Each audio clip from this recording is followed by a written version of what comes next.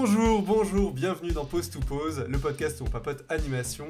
Je suis Antoine et je suis avec Léna. Salut. Alex. Salut. Et le réalisateur du film dont on va parler aujourd'hui, Jérémy Perrin. Salut Jérémy. C'est moi.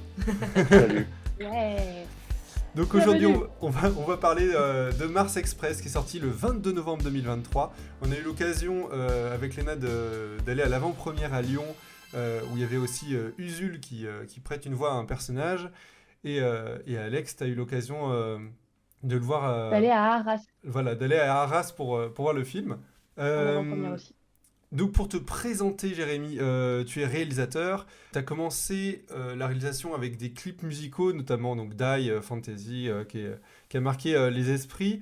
Il y a aussi Flares, Trucker's Delight, que je connaissais pas parce que je connaissais pas, et c'est en pixel art, et je savais pas que tu avais fait du pixel art. Et sinon, évidemment, la première saison de Last Man. Après, il y a une co-réalisation aussi avec Baptiste Gobert sur Crazy Jung. Oui, je t'interromps tout de suite. En fait, donc déjà, ça se prononce Crisis Young.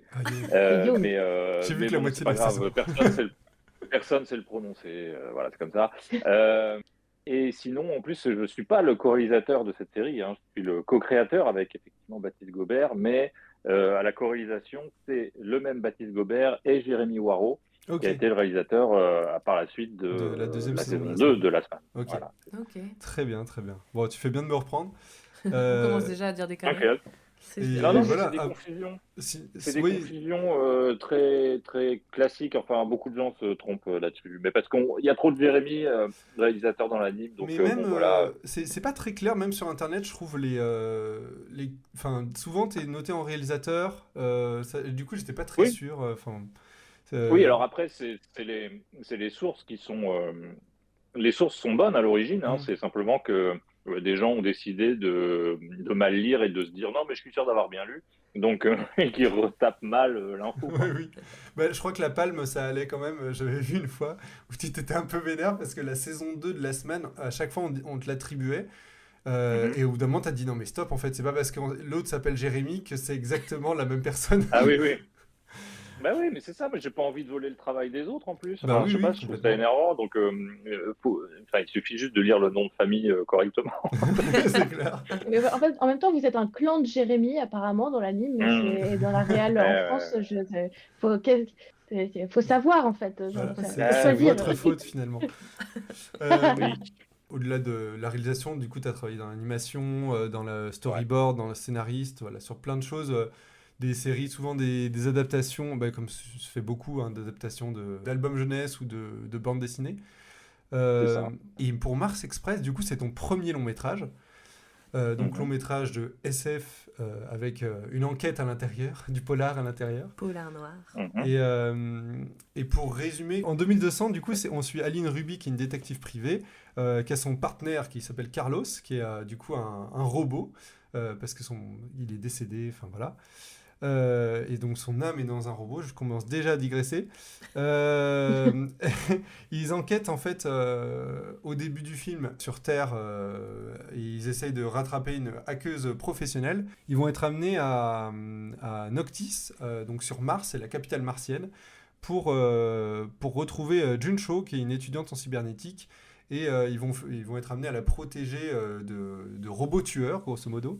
Et donc plus l'enquête avance, plus ils en apprennent sur leur monde, sur les robots, sur l'indépendance qu'ils peuvent avoir vis-à-vis des humains. C'est gros. Enfin, c'est un résumé qui dit aussi les morales. C'est peut-être pas le meilleur résumé du monde. Non, mais il est hyper difficile à pitcher ce film parce que en plus, comme c'est de la SF et qu'il y a plein de petits concepts malgré tout importants à connaître pour comprendre les enjeux, on en vient vite à digresser pour expliquer. Non, mais en fait, alors oui, je t'ai pas dit. Dans ce monde-là, les robots, ils sont soumis à des directives. Donc, en fait, ils n'ont pas le droit de tuer les gens. C'est pour ça que nanana. Et du coup, tu vois, tu te perds en digression. Et c'est vrai que dès le départ, tu es parti en digression comme ça, mais parce que c'est insupportable comme film. Non, et il y a quelque chose que j'ai oublié de dire, c'est aussi que sur Mars, du coup, il y a les robots et les humains qui cohabitent. C'est vraiment... une vie ensemble, et le monde a l'air assez utopique, et évidemment pas forcément. On peut commencer peut-être par le scénario en tout cas, donc c'est avec Laurent Sarfati, vous l'avez écrit, qui était aussi scénariste sur Last Man. Et c'est à noter que c'est une histoire originale et pas une adaptation, ce qui est déjà assez rare pour le souligner. Alors je suis désolé d'avance parce que je sais que tu as beaucoup été, tu as fait un peu la tournée YouTube, Twitch, podcast, etc., radio. Donc il va y avoir des questions que on t'a posées 1000 fois et dont en plus certaines on a les réponses, mais du coup c'est aussi intéressant peut-être d'avoir peut-être des compléments ou quoi. Mais comment t'es venu peut-être l'idée de base du scénario? Je me souviens plus très bien dans quel ordre ça s'est produit. Moi, je sais que on a commencé quand même avec l'idée que on voulait faire de la science-fiction et à ce moment-là, on savait pas encore bien quel type de science-fiction parce que la SF, il y a plein de sous-catégories, de sous-genres possibles. Mais assez vite, on s'est dit quand même que ce qui nous manquait dans ce registre-là, à ce moment-là, hein, quand on a eu cette opportunité, c'était une SF qui soit tout sauf magique, qui soit vraiment la plus crédible possible, et que les films qu'on aimait du genre, ils se comptaient sur, j'allais dire les doigts d'une main, c'est pas vrai, sur les doigts du corps humain, on va dire. Ça inclut les pieds aussi, mais que voilà, il y en avait plus tant que ça de récent, que ça faisait plus la part belle à une SF qui était plutôt de fantaisie, quoi. Oui. Et bref, en tout cas, donc on est parti là-dessus. Et parce qu'en fait, quand on se met à écrire avec Laurent, généralement, on se pose la question de qu'est-ce qu'on a envie de regarder, qu'est-ce qu'on a envie de voir, qu'est-ce qui nous ferait plaisir, qu'est-ce qui nous manque, etc. Là-dessus, bon, on s'est dit donc, ça sera un univers le plus crédible possible. Très bien, on va essayer de respecter autant qu'on peut les données scientifiques qu'on a actuellement et tout, avec malgré tout toujours des petites... il y a toujours des moments où on prend des libertés malgré tout. Enfin, j'y reviendrai plus tard. Par exemple, j'ai 2-3 détails à ce sujet-là qui ont été comme ça des libertés qui ont été prises sur Mars Express et sur la science. Mais en tout état de cause, c'est-à-dire que c'est des choses que je sais que c'est une trahison, mais c'est fait exprès. Enfin, c'est fait exprès plus pour l'insertion et l'immersion des spectateurs qui ne sont pas supposés connaître ces règles physiques, etc. Bref, toujours est-il que voilà, on est là-dessus, mais ça nous fait pas une histoire, quoi. Ça nous fait éventuellement un cadre et une ambiance peut-être, mais même pas encore. Donc l'autre chose qu'il fallait qu'on trouve, c'était le moteur de l'histoire. C'est quoi qu'est-ce qui va driver nos personnages? C'est quoi nos personnages de toute façon? Et on s'est dit que, nous après c'est un truc qu'on aime bien. On aime bien les enquêtes, on aime bien moi j'adore les thrillers en l'occurrence, même plus encore que les enquêtes quoi. Et au final, on s'est retrouvé avec cette idée de faire un film de détective privé sur Mars parce qu'on trouvait que ça cohabitait bien. Enfin, il y avait un truc qui nous semblait marrant de dire ouais, c'est des détectives sur Mars. Enfin, ça nous semblait être une formule marrante, quoi. Tu vois, c'était facile à pitcher finalement. Oui, mais en fait, malheureusement, c'est pas suffisant de dire ça. Enfin, ça l'a été avec notre producteur au départ, puisqu'on a juste dit ça, il fait oh marrant et tout. Enfin, il y a un truc exotique, rigolo. Et donc, on est parti là-dessus. Mais c'est vrai qu'au début, on n'avait pas ce duo de personnages. On n'en avait qu'un seul. Qui était une sorte de grand échalas, qui vivait toujours chez sa mère, qui était un peu une espèce de perso un petit peu surtimide, un peu antisocial, mais qui par ailleurs était en même temps très fort dans son métier quand même. Mais notre idée, c'était d'avoir un film découpé en chapitres, en 5 chapitres de mémoire, Okay. qui aurait été autant d'enquêtes, une enquête différente par chapitre, qui avait l'air d'être sans rapport les unes avec les autres, et puis à la dernière, on se rend compte que tout était lié, bien sûr, et qu'il y avait une grande histoire, en fait, depuis le début. Mais ça, c'était vraiment... Tu vois, ça, c'est prendre le film à l'envers. C'est-à-dire que on est parti sur cette idée parce que ça nous plaisait bien. C'était un peu high concept, un peu truc de petit malin et tout. Mais au final, on n'a jamais réussi à construire ces 5 histoires. C'est la merde du scénario. En fait, c'était même pas un scénario. C'était vraiment une note d'intention avec un début de synopsis. Incroyable. Il en reste un peu ça, finalement, avec, pas 5 histoires, machin, mais avec la première avec la hackeuse, qu'on recroise un peu, et qui finalement revient évidemment. Oui, bien sûr, c'est vrai, il y a des petites choses comme ça qui traînent malgré tout.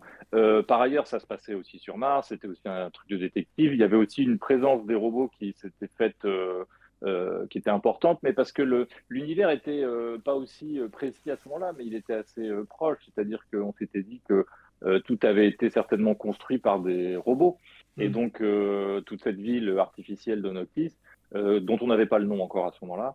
Et donc, forcément, ça voulait dire que s'il y avait eu plein de robots, bah, ils ne les avaient pas dégagés, ils devaient être encore là, et donc ils devaient cohabiter. Donc, il fallait qu'on traite ces personnages. Ouais. Et voilà. Et donc, C'est fou comme world building déjà de base, tu vois, genre c'est sur un premier scénario, tu te poses déjà des questions de cohérence d'univers et c'est aussi ce qui fait la force du film ensuite, c'est-à-dire que, enfin, et quand on t'écoute en interview ou des choses comme ça, tu as vraiment construit un truc où t'es difficilement il y a difficilement attaquable parce qu'en fait c'est hermétique, il n'y a pas de trou pour aller titiller la suspension d'incrédulité. Et donc déjà là, dans ton proto-scénario, entre guillemets, ou ta note d'intention, tu te poses déjà des questions de, OK, là ici j'ai des problématiques, en fait je vais aller les expliquer par ça, ça, ça, et donc tu commences à construire ton univers directement comme ça. C'est super intéressant. Mais Bravo. c'est une technique assez simple au final, hein, c'est que on tire les fils de logique des prémices qu'on pose. On se demande comment a été construit toute la ville, etc. Et en fait, c'est assez naturellement que viennent les idées d'une certaine façon. C'est-à-dire qu'on se dit, mais ça irait on est dans 200 ans, mais évidemment qu'il y a des machines et des robots et des trucs qui vont aider à construire toute cette ville, surtout en milieu hostile. Par ailleurs, sur Mars, les premières expéditions martiennes, c'est des robots, même, je veux dire, aujourd'hui même. Donc, c'est des idées qui viennent assez naturellement. Et donc, sauf qu'on se dit qu'il y en a 1000 fois plus, quoi. Et donc, ça veut dire qu'il y a toute une population dont il faut se saisir et qu'il faut garder et pas sous-estimer, quoi, tu vois. Ou alors, on se serait dit que oui, tous les robots, bon, ils ont été rangés dans un placard et c'est fini, mais ça nous semblait plus marrant après, parce qu'on aime bien les robots, hein, tout simplement, quand même, de les exploiter narrativement. Et donc, voilà. Mais c'est vrai qu'à ce moment-là, hein, dans notre proto-scénario, en effet, il n'y avait pas autant de détails que ce qu'il y a dans le film terminé aujourd'hui. Il y avait pas, on n'avait pas, on savait même pas encore dans quelle ville on serait, comment elle s'appellerait, sur quel endroit de la planète ça serait. On n'avait pas encore vu les planétologues qu'on a consultés pour leur poser ces questions-là. Donc voilà, après tout ça, c'est encore précisé différemment. Parce que c'est aussi un truc, c'est que vous n'êtes pas dit, bon, bah voilà, ça sera sur Mars et ok, on va mettre des robots et basta. C'est que vous êtes vraiment renseigné avec des scientifiques. Ouais, même pour Mars. Et puis aussi, j'écoutais un peu. J'écoutais France Culture. Oui. Non, c'est très bien. Et il disait que, vous expliquiez avec Laurent que vous étiez aussi allé voir, c'est à Los Angeles, non, en se disant bon bah du coup les téléphones, ça n'existera plus pour la communication. Et c'est ce qui rend aussi tout l'univers tangible, palpable en fait. C'est toutes ces choses qui sont si loin et en même temps pas si loin. Oui, parce qu'en fait on avait eu. Bah, merci. En fait, ça s'est passé dans un ordre un tout petit peu différent, mais ça a été des confirmations. C'est que on avait imaginé que les personnages discuteraient sans appareil. Enfin, on a essayé de limiter au maximum les gros appareils avec des câbles et des machins comme ça, parce qu'on disait la tendance va au wireless et aux trucs de plus en plus petits, etc. Sauf s'il y a du texte ou quoi. Mais au final, si on s'était dit, bah oui, mais on peut avoir le texte peut-être directement dans les yeux avec des lentilles ou des choses comme ça. C'est après des idées de SF qu'on a vues à droite à gauche, hein, mais sur lesquelles personne n'insistait peut-être tant que ça. Et on s'était dit, ah oui, mais c'est même bien qu'il y ait cet aspect hyper intrusif de discuter en pensée, comme si on partageait vraiment ses pensées avec les autres et que les autres étaient dans notre tête, quoi. Qu'on peut muter les gens. Voilà, exactement. Mais alors, donc on discute de ça et on trouve que c'est une bonne idée. Et à force de discussion, mais je ne sais plus par qui ou comment c'est arrivé, mais on est mis en contact avec effectivement une société qui développe cette technologie-là à San Francisco, en fait, pas à Los Angeles, mais ça reste en Californie malgré tout. Mais voilà, et donc on n'y va pas, hein, par contre. On n'a pas le budget pour faire des voyages comme Non, je ça suis à hyper l'autre bout déçue. de la terre. Ouais, désolé. Mais on a eu une discussion en ligne, un peu comme on l'a en ce moment, donc en audio et tout. Et puis ils nous ont montré un peu des images et tout ça. Et il était peut-être prévu de faire un partenariat avec ces gens-là pour avoir vraiment des insights très précises et tout.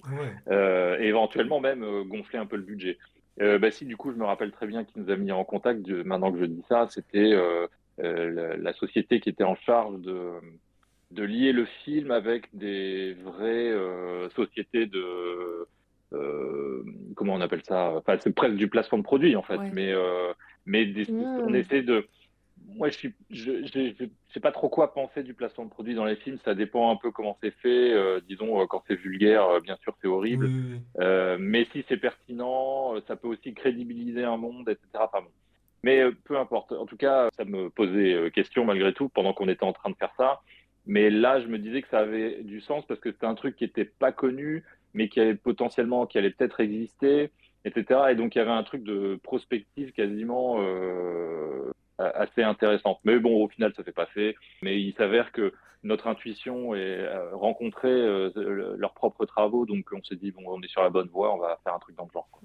J'avais lu une interview dans Anime Magazine ou Animeland plutôt, Animeland, où tu le disais sous forme de blague un peu, mais le fait que il y a toute une critique évidemment de Jeff Bezos et Elon Musk, un petit peu de ces grandes figures. Il y a d'ailleurs, on voit pas du tout de gouvernement dans le film, c'est vraiment les grandes entreprises qui dirigent un peu la planète, enfin en tout cas la capitale. Vous vous êtes limité en termes d'idées, de technologie ou de choses comme ça pour pas leur donner des idées.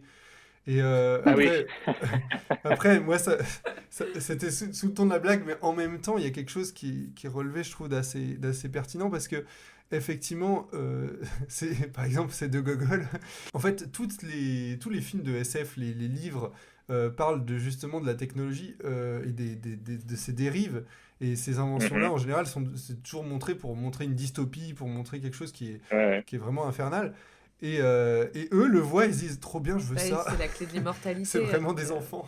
Mais oui, c'est ça. En l'occurrence, je me souviens très bien qu'on on s'est fait cette réflexion tout à fait honnêtement avec Michael Robert, donc, qui est le directeur artistique du film, quand on se posait la question de est-ce qu'on met plein de drones qui livrent des trucs, enfin, tu sais, ou des véhicules volants comme ça qui seraient des livreurs, quoi, et Michael, il était là genre, ah vas-y, ça me saoule. Déjà, c'est un fantasme c'est un fantasme actuel, ouais, de Bezos, mais pas que. Enfin, en Chine, c'est pareil, ils font ça. Ils mettent déjà ça en place, hein, d'ailleurs, ça existe déjà. Mais vas-y, si on l'acte dans le film, ça va donner l'impression que bah oui, c'est bon, on est d'accord avec ça, c'est évident que ça va arriver. Et en fait, du coup, on s'est refusé à le mettre pour pas le rendre, comment dire, pour pas être en signe de soumission avec cette idée qui a l'air d'être dans l'air du temps, quoi. Ouais. Et alors justement, pour rebondir là-dessus, il y a un truc où quand tu écris, tu es obligé, donc tu es aussi soumis toi-même à tes thématiques et à ce que tu veux raconter. Et donc du coup, à ce moment-là, qu'est-ce qui rapidement a fait que au début, vous ouvriez le scénario et qu'est-ce qui a fait que vous avez fini par le resserrer à un moment donné? C'est quoi vos choix qui ont fait que, à partir d'un moment, vous avez posé les murs du scénario? Il y a plusieurs choses qui interviennent. Mais disons, dans un premier temps, la première chose qui intervient, c'est la thématique ou les thématiques qui se dégagent du film. C'est-à-dire que nous, avec Laurent, on est partisans de la méthode d'écriture de Stephen King. Il l'explique limpidement dans son bouquin du même nom, qui s'appelle Écriture, et dans laquelle il explique que son premier jet, il le fait un petit peu à l'instinct, disons, et qu'il ne se pose pas trop les questions du sujet, des thématiques, etc. Il suit le fil de ses personnages et de ses idées, comme ça, tu vois. Et qu'ensuite, une fois qu'il arrive au bout ou quasiment, il relit son histoire et il se rend compte de quoi parle son histoire. Il dit, ah, mais c'est ça en fait que je raconte. Audacieux. C'est-à-dire au sens, pas au sens narratif, parce qu'il a Ouais. certainement très consciemment compris de quoi parlait son. Enfin, il voit bien que telle action mène à telle autre action, Mm. etc. Mais disons de la thématique, de la métaphore de son histoire. Bonjour auditeurice, c'est Antoine du futur, juste pour vous prévenir qu'il y a eu des interférences entre Jérémy Perrin et nous, et ce qui fait que ça grésille un peu pendant 5 minutes. Donc si ça vous dérange, vous pouvez avancer de 5 minutes. Et vu que c'était intéressant, j'ai pas trop voulu l'enlever, j'avoue, donc sinon je vous laisse. Les personnages aussi, et leurs fonctions, leur métier, font qu'il y a des idées qu'on n'arrive pas à caler parce qu'on ne sait pas à quel moment les mettre. C'est plus finalement des idées de lore que des idées de scénario. Le lore, c'est sympa 5 minutes, mais il faut aussi qu'il ait du sens par rapport à l'action et par rapport aux personnages et par rapport aux thématiques, encore une fois. On avait eu plein d'idées de SF pour ce film qu'on n'a pas calé parce qu'on était là genre, bah ouais, mais on met ça où? J'en sais rien. On n'a pas le temps, en fait. La dernière grosse contrainte, c'est de se dire, bon bah oui, mais après on n'a pas un budget infini, donc il y a un moment donné où il faut s'arrêter. Il y a des thématiques que vous avez abandonnées?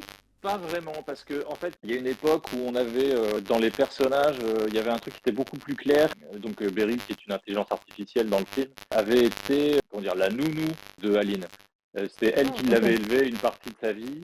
Comme on a tellement gardé une voix plus âgée que Aline, moi j'aimais bien parce que ça faisait écho à cette ancienne idée qu'on a, qui est pas dans le film, mais qui du coup permet encore de le penser. C'est pas exclu de la considérer que leur rapport comme celui-là. Ça reste dans le film sans être là vraiment. Enfin, tu vois, il y a un truc. Et c'est aussi comme ça que tu bâtis un univers cohérent, avec l'impression qu'il y a plus que ce qu'il y a dans le film. C'est que parfois tu peux virer des idées, mais en fait elles sont toujours là.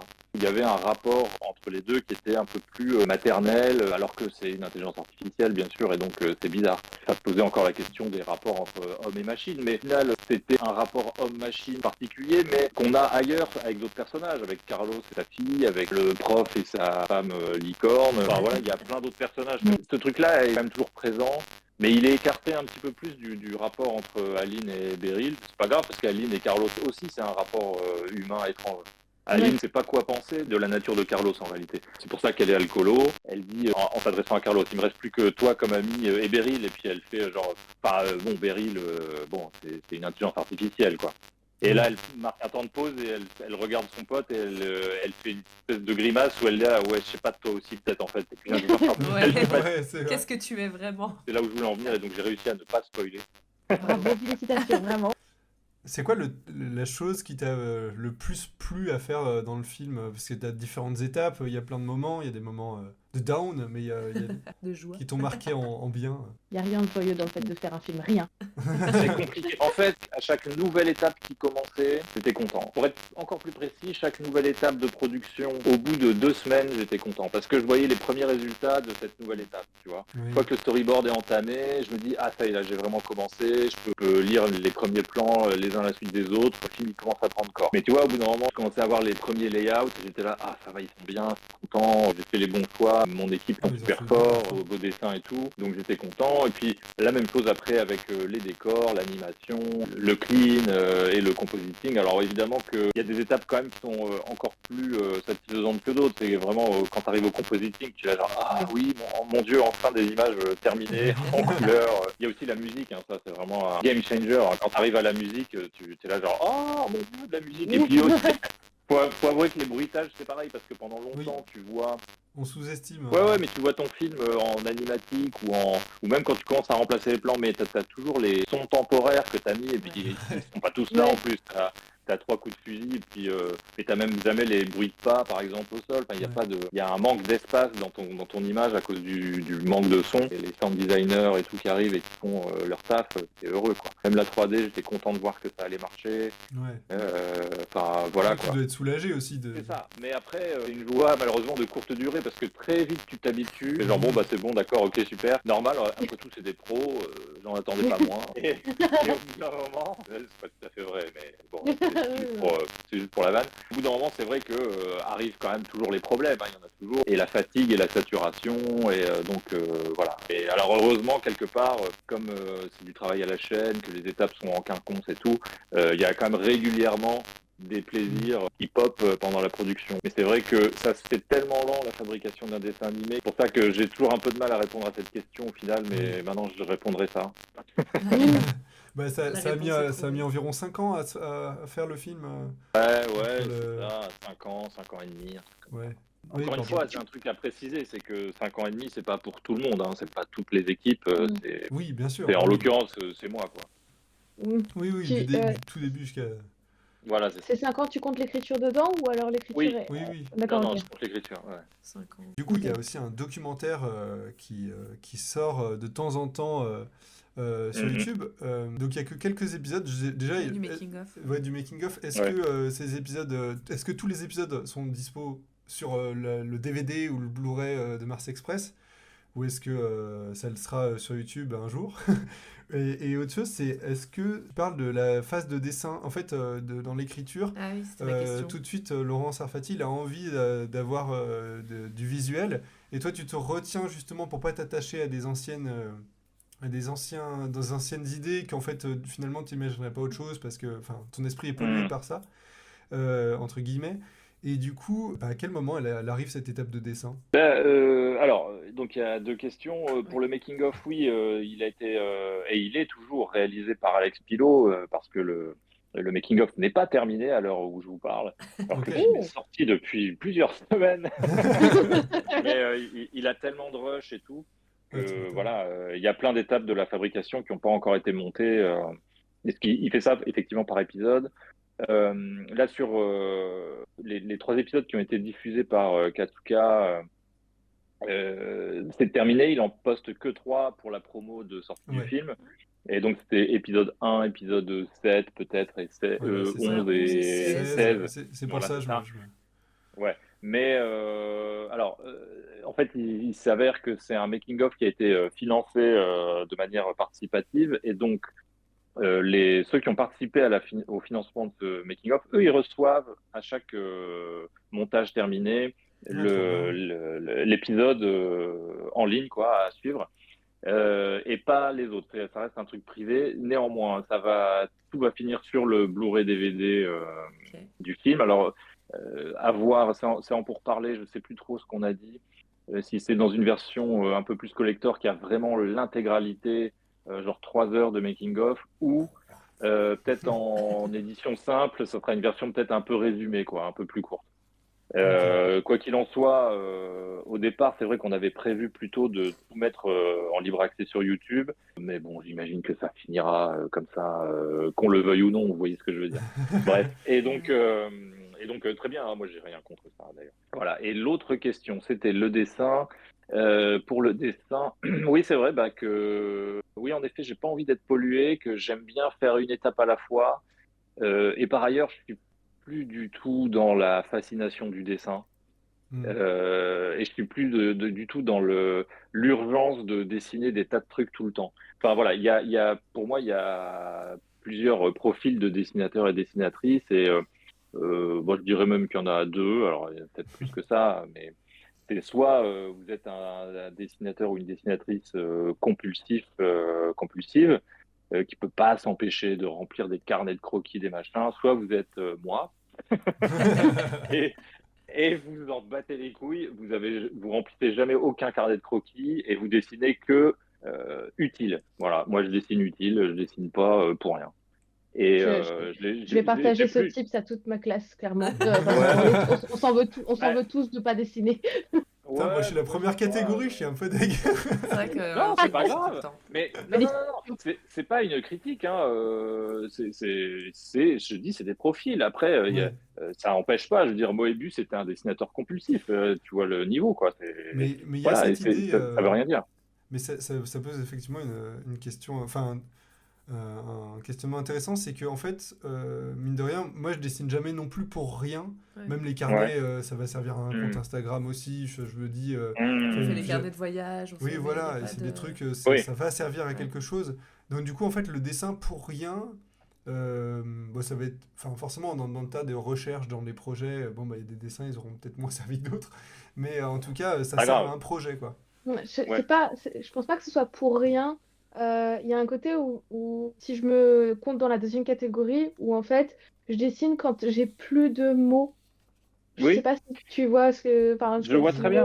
bien. Mais c'est ça que j'ai mal précisé, peut-être, j'ai pas eu le temps de le faire. C'est que quand je dis dessiner pour rien, ça veut dire que j'ai pas d'objectif derrière. Mais tu vois, tu dis que tu n'as plus de mots, etc. Et donc, il faut que tu exprimes quelque chose et ça passe par le dessin. Et ben, du coup, c'est pas pour rien, effectivement. Et C'est ça. toi, tu remplis des carnets parce que tu veux, comment dire, faire un reportage du réel ou j'en sais rien, ou tu réfléchis tout le temps à des histoires ou quoi. Ben, c'est pas pour rien non plus. Et peut-être Mhm. que ces dessinateurs compulsifs, en réalité, c'est peut-être pas pour rien qu'ils font ça, sinon peut-être ils le feraient pas. Mais moi, je n'ai qu'un seul objectif. Alors, on va plutôt le Ah décrire oui, comme oui. ça, c'est de faire des films et le reste, je m'en fous, quoi. Donc, si j'ai pas un projet attaché sérieux en tête, j'ai aucune motivation à dessiner, je crois. Ouais, Il je y a une comprends. époque où c'était pas si vrai, mais aujourd'hui, j'attache aussi, peut-être malheureusement, hein, c'est comme ça, le dessin à un effort et à presque une souffrance, hein. Donc, Ah ouais, voilà, si je dessine, ça va Hmm. vraiment, il faut que ça vaille le coup, quoi. ok. C'est pour ça que j'aime pas du tout faire des dédicaces dessinées, quoi. Tu vois, ça c'est un truc de dessinateurs de BD qui ont Ouais. baissé leur froc à une époque où on leur a dit non, non, c'est bien de faire des dessins, ils ont tous fait ça. Et maintenant, dès que tu es dessinateur et qu'on te demande une dédicace et que tu fais pas un dessin, tu te fais engueuler quasiment. Ouais, Donc, c'est vrai aussi. Ouais, non, et moi, je c'est... milite pour faire juste une petite signature et puis voilà. Tu peux me Non, faire une c'est... petite anime sur mon livre, s'il te plaît? Oui, c'est ça, voilà. Ouais. C'est ça, tu vas Et donc, demander à un comédien de te jouer une scène en plus, n'importe quoi. non, mais sur le film, je me souviens plus. Je pense que je connais déjà les réponses, mais je suis pas Ouais. sûre. T'as pas animé? J'ai un tout petit peu animé quand même, si, si. Alors, notamment, j'avais animé sur le teaser qu'on avait fait, Oui, voilà, ça faisait pour partie vendre des le questions. film. Ouais, Ouais. si, si, Vous parce avez qu'on fait était une forme vraiment de toute pilote petite en fait. équipe. C'est ça. Alors, c'était, comme j'avais déjà commencé le storyboard, je sais plus jusqu'où j'allais à ce moment-là déjà, pas beaucoup plus loin que les 5-6 premières minutes du film, je Ouais, c'est ça. crois, ou quelque chose comme ça. Même un peu plus quand même. Si j'avais dû faire 12 minutes quand même.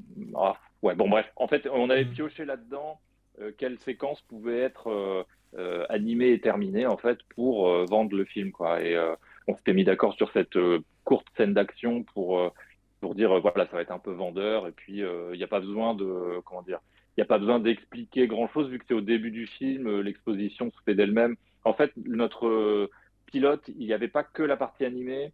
On avait fait une présentation où il y avait toute la séquence dans l'hôtel où Ouais, on découvre les personnages, en fait. Ouais. ouais. Et donc, il y avait tout ça, mais c'était sous forme d'animatique. Et puis tout à coup, au moment du virage en bord de fenêtre d'hôtel, ça passait en couleur et on avait Aline qui sautait d'une fenêtre à l'autre, enfin d'un immeuble à l'autre. Et puis au moment où elle arrivait à remonter elle faisait des efforts pour remonter sur la fenêtre qu'elle tenait que du bout des doigts. Là, on vrillait sur un carton titre Mars Express, voilà, pour Hmm. un peu Ouais, de ouais. Ouais, suspense, j'en quoi. souviens. Il est Voilà. sorti en Mais quelle année ce pilote? peut-être fin 2000, 2020 ou 2019, peut-être fin Enfin, 2019, enfin 2019 2019. 2019, du coup. plutôt, ouais. Ouais. Si, Ok. c'est ça, fin 2019, puisque début 2020, je représentais la même chose à New York, et c'est là que le Covid est arrivé, puis on l'a ramené en France avec nous, bien sûr. C'est Ah, super. c'était trop C'est Et bien. super. qu'est-ce C'était nous, que. Merci c'était nous. beaucoup. Est-ce Merci. est-ce que du coup, le Covid et le confinement et tout a apporté des choses en plus scénaristiquement parlant, ou alors c'était de toute façon déjà fait et c'était sur les rails, parce qu'il y a eu plein Ouais. de thématiques qui ont été soulevées avec la pandémie, et aussi plein de problèmes. J'imagine que la production, ça a dû Mm. être sympa. On a Oui, tous les... oui, bah, comme tout le monde, hein, on a été dans cette sauce, quoi. Ouais. Voilà. Ça n'a pas apporté de choses, d'idées en plus, de Bénéfique. choses comme ça? Oui, de Mm. bénéfices. On en prend où on peut, hein. Oui, oui, bien sûr. Peut-être un peu. En fait, en réalité, pas tant que ça. À l'époque où on montrait l'animatique aux financiers et tout ça, ou même à France Télévisions et tout, on m'avait fait la remarque genre, ah, j'ai vu dans la manif, il y a des personnages qui portent des masques, voilà, genre Covid, quoi. Hmm. Et ouais, c'est vraiment ce film post-Covid et tout. Puis j'étais genre, non, je l'avais dessiné avant, en fait. Est-ce que le film se passe à Shanghai et que en Chine et en Asie en général, quand les gens sont malades, ils portent Des ces Ouais. masques-là, en fait, tout Ouais, simplement. ouais. Ouais, ouais, Donc, ouais. c'est juste qu'ils se sont répandu, c'est devenu un truc courant dans le monde entier à partir du Covid, mais non, c'était déjà là. Je sais pas trop. Est-ce qu'il y a des trucs, des bénéfices? Je me souviens plus en fait. En tout cas, En tout cas, c'est pas au scénario parce que le ouais, scénario, il était il déjà n'a pas écrit. vraiment changé en fonction. Mais peut-être qu'il y a eu des idées de design, des idées de mise en scène venant de là. Mhm. Je veux pas fermer la porte et dire non, pas du tout. Oui. Juste, je me souviens plus très bien. Mais parce qu'en fait, il se passe un truc, c'est que pendant le storyboard, et même encore après, il y a des idées qui sont venues euh, de l'actualité. Par exemple, le fait quand on voit des flics dans le film qui ont le visage sous des mosaïques, c'était pas au scénario du tout. Ça, j'ai eu l'idée au moment où il y avait cette question de loi pour l'anonymisation des, Ah des oui, des policiers policiers, bien sûr. en manif, etc. Et enfin voilà, idée de fasciste, quoi, en gros. Et Ouais. donc, Oui. je me suis dit, je vais faire un clin d'œil à ce truc-là pour comment dire, caractériser en fait la société dans laquelle on est depuis le début du film, puisque c'est un truc qu'on voit que vers la fin, mais Mhm. qui tout d'un coup En met lumière. une humeur sur les Ouais. images, quoi. Ouais, voilà, c'est ça. Et Et oui, c'est vrai qu'on n'en a pas parlé, mais c'est vrai que ça parle de violences policières. Il y a une critique un peu aussi mhm. des médias. Oui, bien C'est sûr. vrai que pour le coup, moi, ça me rappelle, euh, enfin, ça me rappelle sans me rappeler, mais Last Man, il y avait beaucoup de choses comme ça où ça traitait Mhm. d'énormément de sujets, alors qu'à la base, on se dit, bon, bah, c'est un mec qui fait de la boxe, quoi, grosso Oui, Ouais. c'est modo, vrai. quand tu ne connais rien. Alors que, du coup, il y avait aussi un épisode spécial qui était vraiment une critique des médias C'est en vrai qu'il était prime time, incroyable là, cet enfin en épisode. direct à chaque fois, et avec Oui, avec oui. le Ben kidnapping ça, de tout. c'était un épisode qui avait été écrit directement en rapport avec Charlie Hebdo, en fait. Enfin, c'était complètement fait exprès et sur disons, le traitement médiatique de ce moment particulier, quoi, Mm. d'actualité. Je sais plus comment s'appelle la salle d'arcade, même dans laquelle ils sont enfermés, genre hyper arcade ou je sais plus quoi, comme l'hyper cachère. Enfin, il y a même des mini indices qui montrent que c'est signé. Ouais. Voilà, donc, mais comme c'était une série, c'était peut-être un peu plus facile, disons, comme on sait à chaque fois des petits segments et que c'est des petites histoires séparées, même si elles sont quand même toutes liées les unes aux autres, mais c'est plus facile de faire et de rebondir sur l'actualité d'une certaine manière, alors que sur un film, il y a quand même tout un arc à garder, etc. Donc tu peux pas toujours réadapter tout en fonction de l'actu, c'est pas des trucs qui se font, Oui, mais bien sûr. après, sur les petits détails, tu peux. Si ça se passe à la télé et que c'est des infos, bah là, c'est toujours le plaisir et c'est facile hein, de, Mm, de critiquer les médias. Bon, c'est pas nouveau. mm. Donc voilà. Et voilà, oui, c'est pour ça Oui, tout aussi à que. fait. Mais tu vois, par exemple, la phrase et ces violences, est-ce que vous les condamnez? Ouais. Bah oui. Ah, Bon, bah ça, j'ai trop enfin, aimé. c'était c'était d'avant le Covid et tout ça. C'était à la fois les gilets jaunes, c'était à Les la gilets fois jaunes. les. Il y avait déjà eu cette question à un moment donné qui avait été posée à un syndicat syndicat de chez Air France, je pense, quand ils avaient essayé d'attraper un responsable d'Air France et qui lui avait arraché sa Ah chemise oui, c'est et, vrai. que sur les plateaux, c'était genre, oh, mais quelle violence et Mm. il réclamait du chef de ces grévistes de condamner cette violence de, oh, la pauvre chemise arrachée, quoi, en gros, Ouais, alors qu'ils ouais, étaient ouais. tous virés, en gros, hein. Ouais, Et ouais. donc, voilà, c'est une vieille rhétorique merdique, comme ça, quoi, de remise au pas qu'on a voulu Bah voilà, là, il y avait, en plus, singer. ça faisait vraiment écho parce que c'était au moment de Naël, et du coup, il y avait Oui, oui, pas oui, mal oui, de bien mairies sûr. qui étaient Mm. brûlées, etc. Donc en le voyant, c'était encore plus, enfin, ça nous parlait Oui, encore oui. plus.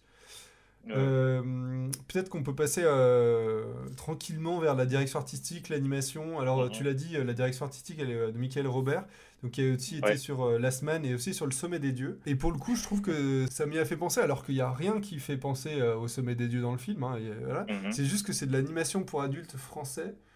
Et Mhm.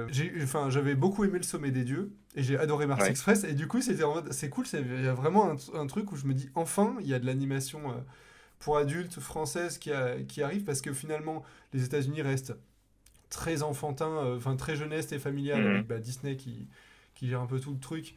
Et après évidemment il y a des exceptions et tout. Et même le Japon qui, pendant des années, a été vraiment focus animation adulte avec Satoshi Kon, Mamoru Oshii, etc.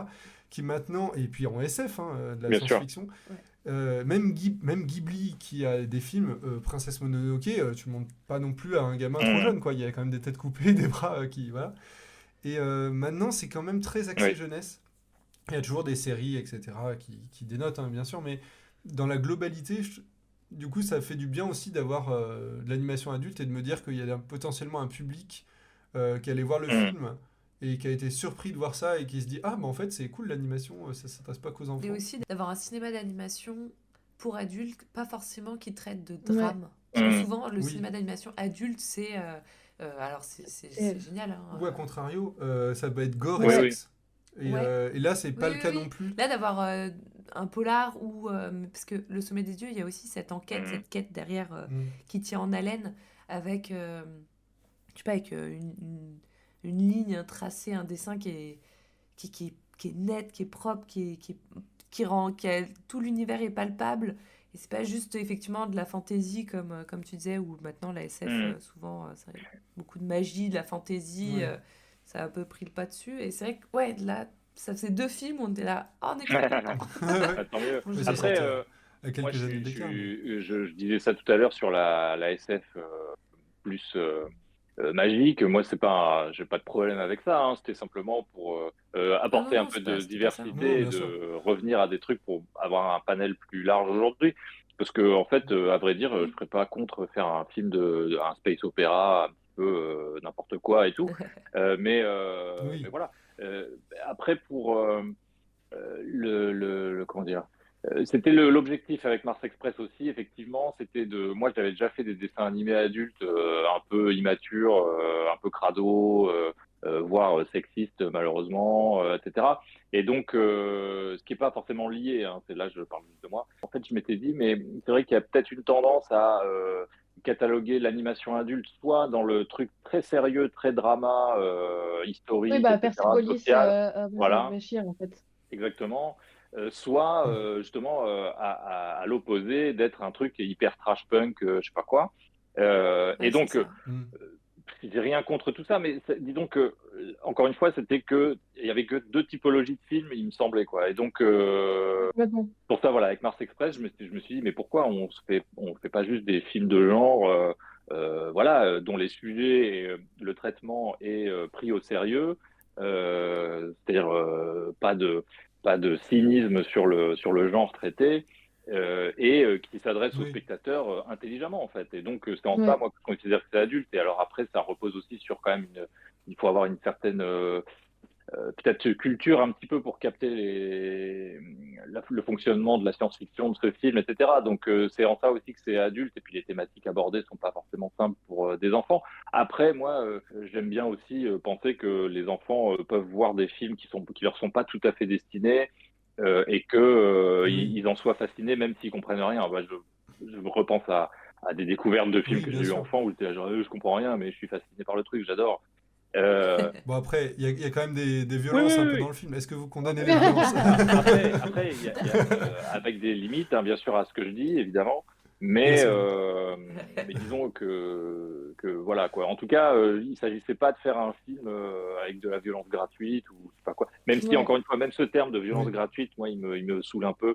Je trouve qu'il est piégeux, ce terme de violence gratuite, parce qu'il sous-entendrait qu'il y a des violences qui sont acceptables ou pas gratuites, quoi. Qui sont des violences justifiées, alors que bon, des violences, c'est des violences, quoi. Mais c'est ça. Mais non, c'est super intéressant. Enfin, moi, c'est un truc que je trouve passionnant, pas uniquement dans le cinéma d'animation, mais dans le cinéma de manière générale. C'est-à-dire, en fait, on a tendance justement à cataloguer les films dans des genres, un genre, alors qu'en fait, donc du coup, on va faire ou de la SF, et à ce moment-là, si on fait de la SF, enfin, il y a plusieurs types de SF, sous-genres de SF, mais on va généralement dans le space opéra et garder des codes de SF, ou alors on va faire du polar, et à ce moment-là, on va avoir différents sous-genres du type de polar, etc. Et donc, du coup, enfin, voilà, blablabla. Et en fait, je trouve ça passionnant d'avoir des propositions qui en fait décident d'être transversaux et du coup sans transgresser le genre. Ils sont transversaux sans transgresser les genres. Mais tu sais, Pardon, qu'ils abordent. je te laisse Non, finir, non, non, non, non, excuse-moi. non, je savais pas finir ma phrase, D'accord. t'inquiète. D'accord. Tu sais, je pense que c'est pas du tout nouveau en réalité, parce que si tu penses à plein de films de SF que t'aimes ou même que t'aimes pas, hein, c'est déjà le cas sur ces films. Je veux dire, si tu penses à Alien, c'est à la fois un film de science-fiction et d'horreur. Tu Oui, penses à Robocop, c'est à la fois un film d'action, un film de SF et un film policier. Si tu penses à Starship Troopers, c'est c'est un vrai. film de SF et de guerre à la fois et une satire. Enfin, tu vois, Mm. Oui, oui, c'est vrai. Minority Report, c'est pareil, c'est aussi un thriller de SF, voilà, avec une enquête, machin. En fait, souvent, la science-fiction a quand même tendance Super à vaste. s'accoupler avec un autre genre C'est vrai aussi. comme Et moteur, quoi. enfin, je veux pas dire que c'est comme ça qu'on écrit bien de la science-fiction parce qu'il y a plein de Mm. films qui n'ont pas besoin Bien sûr. de bouger. Mais enfin, les films que tu cites, ce sont des grands classiques Mm. et qui sont notamment des classiques parce que euh, ils sont transversaux et donc du coup, je trouve ça enfin, vachement intéressant alors que finalement, Mm. aujourd'hui, pour le coup, je trouve que on a très peu de propositions transversales qui fonctionnent. Je ne vais pas aller jusqu'à dire qu'elles sont mal écrites parce que, enfin, il y a beaucoup de choses qui sont très très mal Mm. écrites aujourd'hui. J'ai regardé le dernier Ant-Man la semaine dernière, c'était affreux. Voilà, quelle idée. C'était affreux. Pourquoi t'as C'était fait ça? horrible. En fait, ça m'agace de penser que c'est être audacieux parce que normalement, ça Être la devrait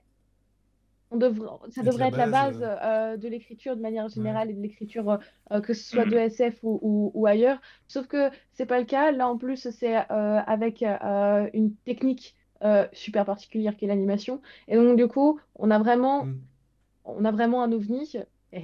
C'est de la science-fiction, les ovnis. Ouais. Mais du coup, c'est une proposition qui est vraiment. J'aime pas le terme audacieux parce que ça devrait pas être Oui, audacieux, mais oui. finalement, Non, mais elle je l'est. vois Mais ce que. finalement, elle l'est, tu vois. Genre, et donc, du coup, Mm. je trouve ça chouette. D'accord. Ouais. Bah, merci. Et... Tu voulais. Non, Moi, je suis désolée, je parle pas beaucoup, c'est très compliqué, hein. J'ai le nez qui coule en permanence. Je veux pas parasiter avec des bouts de mouchoir. J'ai un recul sur le micro depuis tout à l'heure. Je vais D'accord. moucher dans le couloir. Mais Ouais, c'est moi, j'adore parce passionnant, hein, que. non, mais je voulais j'ai une amener, voix je voulais nasale au amener vers possible. l'esthétique. Ah, moi j'ai adoré. Ah oui, oui, si, vas-y, vas-y. Voilà, bah, c'est Je suis super. prête. Si t'avais une question ou quoi. Je sais pas, moi au début, parce que, alors, ce qu'il faut savoir, c'est que moi, je suis pas de. Je découvre la Ouais. science-fiction que depuis cette année, parce que c'est quelque chose qui me faisait un peu Mm. peur. J'ai une sorte de phobie maladive de l'intelligence artificielle qui pourrait euh, garder tout mon cerveau et en faire quelque chose quand je serai Mhm. morte. Mais ça me hante. Il y en a, c'est les araignées. Moi, c'est ça. Et les humanoïdes Et robots, là. voilà, c'est une humanoïde robot. Mm. On allait dans un musée, il y en a un qui m'a dit bonjour, j'ai hurlé. Aïe, aïe, C'est aïe. vraiment, c'est mon quotidien. Donc, quand Antoine m'a dit, ah, vas-y, on va voir Mars Express et tout, j'étais genre, ok. J'étais. Première scène, le chat robot. J'ai Je l'ai regardé, j'ai un peu agrippé la main, Antoine. Le chat, ça va, franchement. Et effectivement, j'avais un peu une appréhension et en même temps, j'avais cette esthétique qui, moi, me fascinait un peu, cette ligne Mhm. claire, ce un peu, je sais pas, même dès l'affiche ou dès les premiers plans, j'ai cette crainte un peu de la SF où le monde il est un peu Ouais. vide. Soit c'est vide, soit c'est crado Oui, néon. oui. Oui. Et bon, j'ai l'impression qu'on a un peu fait le tour des deux, donc j'étais genre bon, ok. Et là, il y a plein de choses, ce qu'on disait tout à l'heure. On voit toutes les recherches que vous avez Mm. fait avec Laurent, toutes ces petites choses palpables que vous avez ajoutées par-ci par-là et qui, du coup, rend tout le film crédible, qui rend tous les objets, le crash de voiture, tout. Puis c'est rue, c'est pavillon. C'est juste, c'est pas vieux. Non, mais vraiment, c'est. Enfin. Après, bon, voilà, il y a le rythme, il y a le fait que ça soit un polar. Moi, j'adore les enquêtes, j'adore les polars noirs, que ce soit Oui, en ça tient en littérature, en haleine, film, ouais. c'est un peu mon dada. Donc, non, je suis partie en me disant, oulala, est-ce que je vais agripper la cuisse d'Antoine tout le long du film et je le voyais me jeter des coups d'œil toutes les 10 minutes en mode, ça va, ça va. Et, Pas de problème, et non, non, c'était vraiment. Moi, enfin, vraiment, j'ai vraiment adoré. Je suis rentrée chez moi. Enfin, voilà, moi, je suis bibliothécaire, donc Mm. je fais pas de l'animation, mais je lis beaucoup. Et je suis rentrée, j'ai abandonné tous mes livres. J'ai dit, je veux lire de la SF. Et voilà. Et quand il y a un film qui influence mes goûts Mm. littéraires, Voilà. c'est très, Si on très lit le puissant. scénario Ouais. de Mars Express, je pense pas que on imagine nécessairement le visuel du film. Parce que dans un Mm. scénario, finalement, bon, tu décris quand même les objets et les lieux de manière quand même assez pas si précise que ça. C'est-à-dire que tu parles vraiment des éléments qui vont servir, en fait. Et donc, parce que t'es pas en train d'écrire un livre où tu ferais des descriptions complètes d'un lieu, d'un Ouais. style mobilier, etc. Et donc ça, c'est vraiment dans un deuxième temps, même s'il y a déjà quand même pas mal d'idées, hein, je veux dire, mais par exemple, ce véhicule du périphérique qui aide Aline à sortir de sa voiture, il n'y avait pas de description réellement de à quoi ça ressemblait. Moi, j'ai dû improviser ça au storyboard, voilà. Et il y a beaucoup Ouais. d'éléments, d'objets, de posters, d'affiches, de meubles et tout que Michael Ouais. a mis en place et a mis au point en discussion, bien sûr, avec moi, avec les équipes et tout. Mais euh, il y a beaucoup de choses comme ça qui se décident au design aussi parce que voilà, donc c'est un empilement d'idées les unes sur les autres, mais ça aurait très bien pu être un film avec d'autres personnes, ça aurait très bien pu être un film avec une esthétique Apple, plein de vide, tout Ah oui, blanc, carrément, etc. carrément. C'était pas Oui. exclu du tout. Juste à partir du même scénario, j'entends. Donc voilà, Ouais. c'est des décisions qui se prennent quand même un peu après, à mon avis. Tu as accroché à l'aspect polar, en fait, et je crois que c'est aussi un truc, j'ai déjà eu ce genre de retour de gens qui me disaient, ah, moi, j'aime pas trop la science-fiction, mais j'adore les polars, alors du coup, ça m'a plu. Et je pense que c'est aussi un des bénéfices d'avoir croisé ces deux gens-là, mais un bénéfice de croiser les gens en général, c'est que s'il y a un des deux genres qui Mm. plaît pas, il y a peut-être l'autre qui va plaire. Donc il y a un Ouais, moyen de, tu vois, ça fait, euh, complètement. comment tu tends la main quand même pour emmener spectateurs et spectatrices vers l'autre aspect qui peut-être ne leur plaît pas de prime abord, mais finalement ça les aide à l'apprécier également. Donc c'est un truc que Ouais. plutôt, c'est un bénéfice quand même. Dans l'animation, il y a ça se rapproche un peu de l'animation japonaise, un petit peu dans le sens où c'est des poses très Mhm. fortes. Et du coup, il y a un travail très important du layout Mhm. posing. Je sais plus si on l'a déjà expliqué dans l'émission, je suppose que oui, mais je rappelle, le layout posing, donc ça va être en gros des dessins dans chaque plan, des poses fortes, des poses principales. Et ensuite, il y a l'animateur ou l'animatrice qui va passer derrière pour créer le mouvement entre ces poses-là. Et du coup, tu as un style qui est extrêmement, enfin qui est réaliste. Il y a vraiment une importance de l'anatomie. Il y avait dans le documentaire, il y avait une personne qui disait que tu avais un C'était style chirurgical. clinique, ouais. Ouais, clinique Et je trouvais chirurgicale. ça assez juste, tout en n'étant pas froid, parce que c'est aussi contrebalancé par, je trouve, les Ouais, Mhm. expressions. j'allais y Ça venir. crée de la surprise, Incroyable. elles sont très drôles et tout. Et l'humour, en fait, Et il qu'il y y a a beaucoup dedans en d'humour. plus, Et du coup, vraiment, ça ouais. amène un côté un peu pince sans rire des fois. Oui. Oui, oui. Et, euh, et moi, ça m'a fait penser à Masaki Yuasa, qui est, je trouve, l'inverse Mhm. total. J'avais analysé vite fait des animations de Mind Game où vraiment l'épaule sur 4 images, elle change de volume, mais 4 fois. Alors que ici, dans ce film, c'est pas l'important, c'est pas d'avoir une belle épaule ou quoi que ce Je vois soit, c'est vraiment qu'elle soit juste. le lien graphique et en même, enfin, tu vois, je vois dans le style et en même temps, c'est vrai que c'est drôle du coup de voir l'écart complet d'utilisation Bah ouais, de la ligne claire tu sais, genre des graphismes, des graphismes pour faire enfin, pour avoir des animations qui sont expressives et d'une manière complètement différente. Euh, bah c'est c'est ça. super clever. Mais Félicitations. c'est marrant parce qu'il y a souvent cette Mais expression qui revient de ligne claire, mais moi j'ai l'impression que la ligne claire, c'est quasiment on pourrait le dire de tout dessin animé industriel en fait. C'est-à-dire, on pourrait le dire pour Blanche-Neige, on pourrait mm, le dire pour, c'est pas, oui, oui, on peut le dire pour Akira aussi, on peut le dire pour n'importe quel film mm, Oui. Ghibli. C'est un truc, enfin, c'est un dessin qui est né de la contrainte que si tu fais des petites hachures, des ombres et des machins, ça devient trop chiant et ça vibre. Et donc, mm, et en plus, c'est plus difficile à imiter d'un dessinateur à une et d'une dessinatrice à l'autre. Donc, c'est une manière de standardiser le dessin et de le rendre efficace. Alors après, là où c'est pas efficace, c'est quand tu lorgnes vers le réalisme, parce que c'est super chiant à dessiner aussi, c'est compliqué. Mais ce principe de ligne claire, j'entends très bien d'où il vient, mais je crois qu'on peut le dire pour beaucoup de choses. Je crois que la raison pour laquelle peut-être on parle de ligne claire, c'est que, enfin je l'espère, c'est qu'il y a une volonté chez moi de faire de donner une impression de réalisme avec 3 fois rien, quoi, avec le moins de traits possible mais tout en étant le plus juste possible avec le moins de, enfin, voilà, avec le moins de détails. Et c'est peut-être ça. Moi, en tout cas, j'ai ce délire d'épure, quoi. Et donc, c'est peut-être ça qui en vient Ouais, à utiliser cette expression-là. Ouais. ouais, je vois très bien en quoi elle veut finalement, elle veut tout et rien dire. Mm. Du coup, j'essaye de réfléchir à pourquoi moi-même j'utilise dans certains cas et pas d'autres. Et que je Mm. pense que c'est aussi une question pour souligner une technique dans le contour ou dans le trait, Ouais. je pense. Parce que enfin, la ligne de Mars Express n'a rien à voir avec celle d'Akira ou avec celle d'un Ghibli ou avec celle de Blanche-Neige. Mm.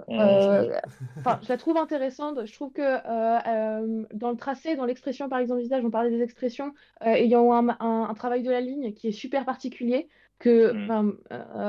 qu'on voit pas ailleurs et qui marche vraiment super bien. Je trouve ça passionnant. Et comment? Mais par exemple, c'est ce travail de la ligne-là qui va du coup créer cette richesse d'animation-là qu'on va pas retrouver sur Blanche-Neige et qui va être différente sur Akira, ou alors complètement dans un autre style et dans un autre tracé sur les Hirondelles de Kaboul, par exemple. Tu Ouais, vois? ouais. Mais alors pour le Et coup, les hirondelles de Kaboul, je dirais pas que c'est de la ligne claire du tout, puisque non, Ouais, il y c'est a pas, du c'est ouais, ça. plein pour et le coup. délié. Les lignes Non, c'est se ça. retouchent Il y a pas. Il y des a des trous, ouais. trous. Il y a des jeux d'impression de lumière justement pour Ouais, quand la complètement. lumière touche plus d'un côté un personnage que de l'autre. Et ben à ce moment-là, il y aura moins de traces à cet endroit-là, etc. Donc ouais, ouais, en effet. Mais Oui, il y c'est a ça. aussi une épure. Il y a aussi une épure dans son dessin à Eléa, mais Eléa Gobé-Mezélec, hein, la réalisatrice Ouais. du film, c'est une épure qui Ouais. prend une autre forme en fait, Oui, et qui complètement. passe Ouais, aussi ouais, par le décor d'ailleurs et par l'intégration des personnages sur les décors, je trouve. Ouais. Oui, c'est oui, vrai. oui. Et, Mais ce qui est assez fou, alors à la fin du film, je me suis dit c'est fou, j'ai pas vu. Enfin, je me suis fait la réflexion que j'ai pas vu de personnes Mhm. grosses, de personnes chauves, il me Non, semble pas. Et du personne ne coup, porte de est-ce lunettes non que plus. ouais, Ouais. voilà, c'est ça. Donc en Oui, fait, ni une personne trop maigre. En fait, tous les problèmes Mhm. sont. tout est réfléchi dans le sens où les gens maintenant dans le futur sont calqués sur un modèle, on va dire, et peuvent se permettre de ne plus. De toute façon, les gens qui vivent sur Ah, moi, Mars, à mon avis, sont je blindés. l'avais pas vu sur calqué sur un modèle, mais sur, bah, du coup, on a, il y a une technologie qui fait que maintenant, ce qu'ils mangent ou comment ils vivent, oui, Ah c'est oui. ça. ça leur permet de ni Ben perdre, ni alors, grossir, ni, enfin, on arrive à une ouais, stabilité, entre c'est pas guillemets. tellement, c'est pas hyper précisé, enfin c'est pas précisé du tout. Et même moi, j'ai Non. pas la réponse exacte, mais ce que je me raconte, c'est qu'il y a une standardisation, effectivement, mais il y a certainement aussi de l'eugénisme derrière tout ça, quoi. Donc c'est Ouais. encore une fois une Ouais. manière de présenter un univers où ils ont sélectionné l'ADN qu'il faut pour pas être chauve, pour pas être gros. Alors, tu l'as dit, il y a des toutes petites incartades, c'est que vraiment certains personnages un peu plus vieux que les autres commencent à avoir un petit peu de ventre et un début de golf sur la tête, mais bon, parce qu'ils maîtrisent peut-être pas complètement le truc, mais oui, en effet, oui, oui, il y a pas non plus de lunettes, Ah ils n'ont ouais. pas de problème de vue ou quoi. Ça, Ah, c'était c'est trop vraiment fait drôle. exprès. Et il y a plein de trucs qui sont en off dans le film qui sont faits exprès aussi. Le fait de jamais montrer d'enfant, à part la fille de Carlos à la toute fin, Ouais, c'est la fille. c'était un effet voulu. Ouais. Le seul autre enfant que tu vois, c'est un robot. Il n'y a pas d'animaux, a priori, on n'en voit pas. À un moment donné, on devait en voir, mais même ceux-là, on se serait demandé s'ils étaient vrais ou pas, quoi. Et voilà, c'est Ouais. ça. Et Oui, même les parce qu'on plantes, commence avec le même chat les robot. plantes, c'est des plantes qui n'ont pas de sens dans cet écosystème, enfin dans le climat tempéré qui a lieu là. Elles ne devraient pas vivre dans ces conditions-là et pas les unes à côté des autres en Oui, c'est plus. vrai. Elles ont pas, c'est pas des plantes qui sont supposées vivre ensemble, etc. Donc en fait, on s'est même au bout d'un moment, on s'est dit, bah non, bah, on se pose même pas la question. On fout les plantes qu'on veut les unes à côté des autres. Euh, et si un botaniste nous dit, mais non, c'est impossible, bah oui, oui, bien sûr, oui, oui, c'est sûr, et Merci. tout C'était est, fait. tout est, Qu'est-ce que tu veux dire non, maintenant? mais dans le sens où c'est fait exprès, c'est que des Oui, oui. aberrations génétiques retravaillées, etc., pour le plaisir décoratif, en fait. Ce qui accentue en plus le côté fake un C'est peu ça, exactement, du monde. exactement. Et il y avait une séquence du film qui a sauté, qui était à un moment donné où on voyait que il pleuvait dehors et que la pluie s'arrêtait soudainement avec une petite alarme qui prévenait que qu'il allait faire beau, enfin que la pluie allait s'arrêter et qu'il faisait comprendre Ok. que le climat était totalement artificiel et qu'il pleuvait toujours à la même heure, au même moment, de telle heure à telle heure, à savoir, je crois, on avait décidé de 4 heures du mat à 6 heures, un truc comme ça, ou de, voilà. Et quand il y a le moins de gens possible dans la rue et que ça embête le moins de monde, mais voilà, il pleuvait la nuit et puis c'était tout, quoi. Ah ouais, ok. Incroyable. Mais Trop C'est bien. bien. ça a été viré parce Euh, que je sais plus quoi, on a raccourci une scène parce que ça racontait pas grand-chose d'autre à part ça et du coup c'était un petit peu. Puis, de toute façon, c'était aussi l'époque où on essayait de virer des plans.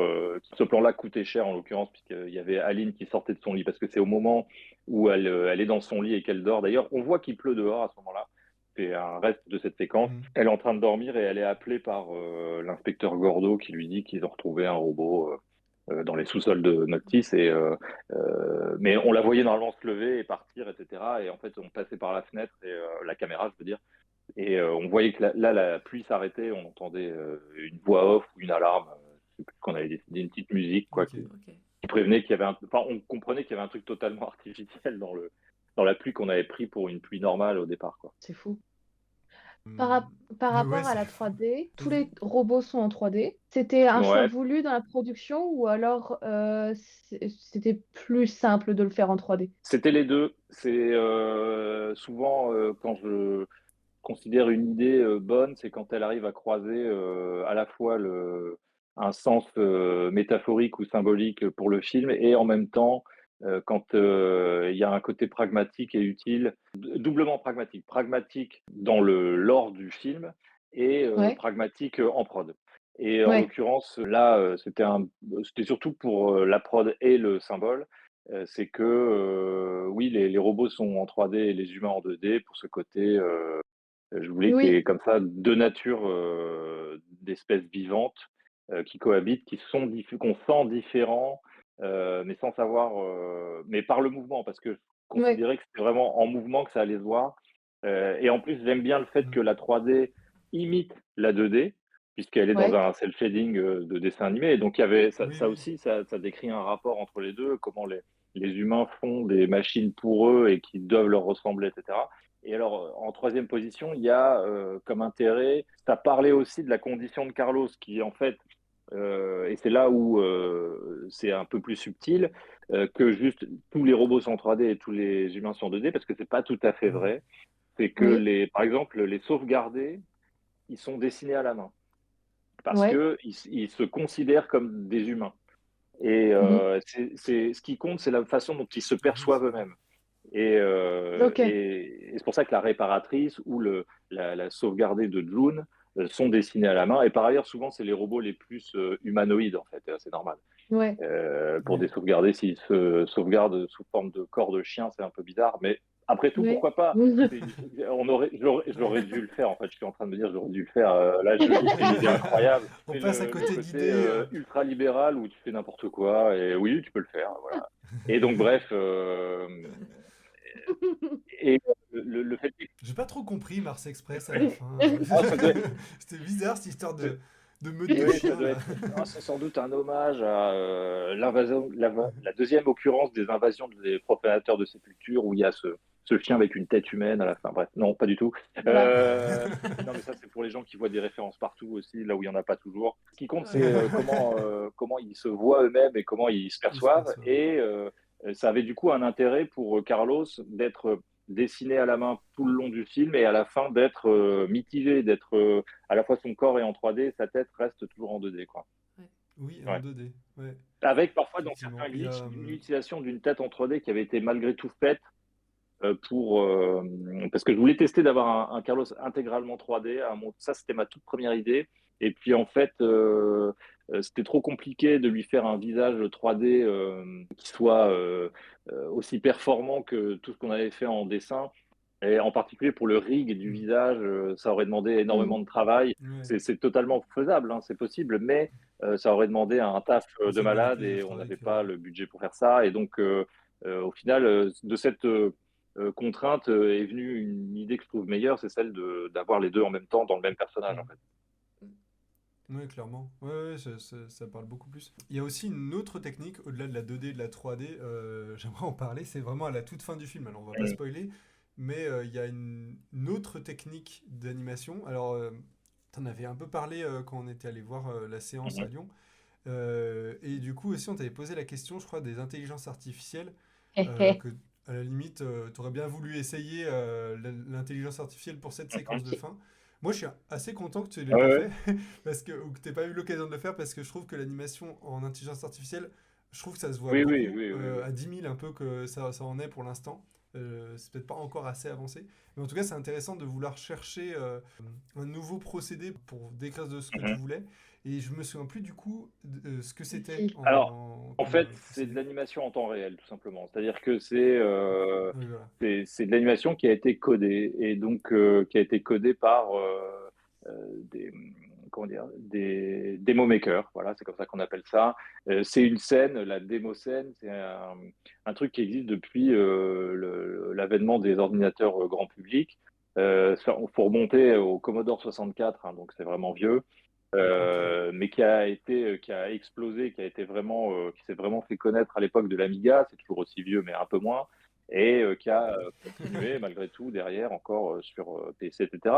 C'est une culture artistique underground à la fois d'artistes et de programmeurs, dont le but était comment dire, de pousser les plus loin possible les performances de ces machines pour faire des démonstrations visuelles et sonores sous forme, voilà, comme ça, de scénettes, mais c'est un truc assez particulier parce que c'est vraiment une esthétique comme ça, synthétique.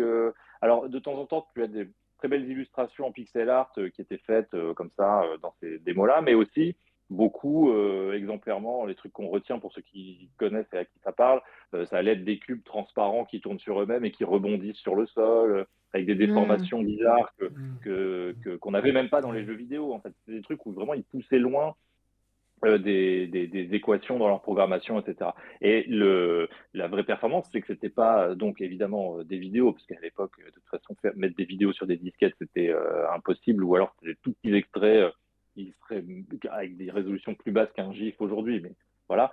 L'ordinateur calculait ces animations en temps réel. En fait.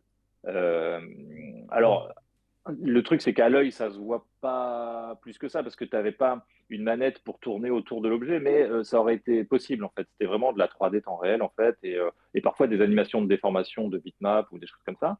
Et donc, bref, c'est toujours une scène qui existe encore aujourd'hui. Et d'une certaine manière, c'est Cyril Lambin qui le vulgarise comme ça. Et j'aime bien sa manière de le formuler. C'est de dire que, en fait, c'est presque des clans de taggers numériques, en fait, quelque part. C'est les Hmm. gens qui faisaient ça. Et tu sais, Ok. Ok. qui pouvaient se clasher entre eux, mais en même temps s'apprécier, etc. Ils s'envoyaient des messages par démo interposés, Incroyable. etc.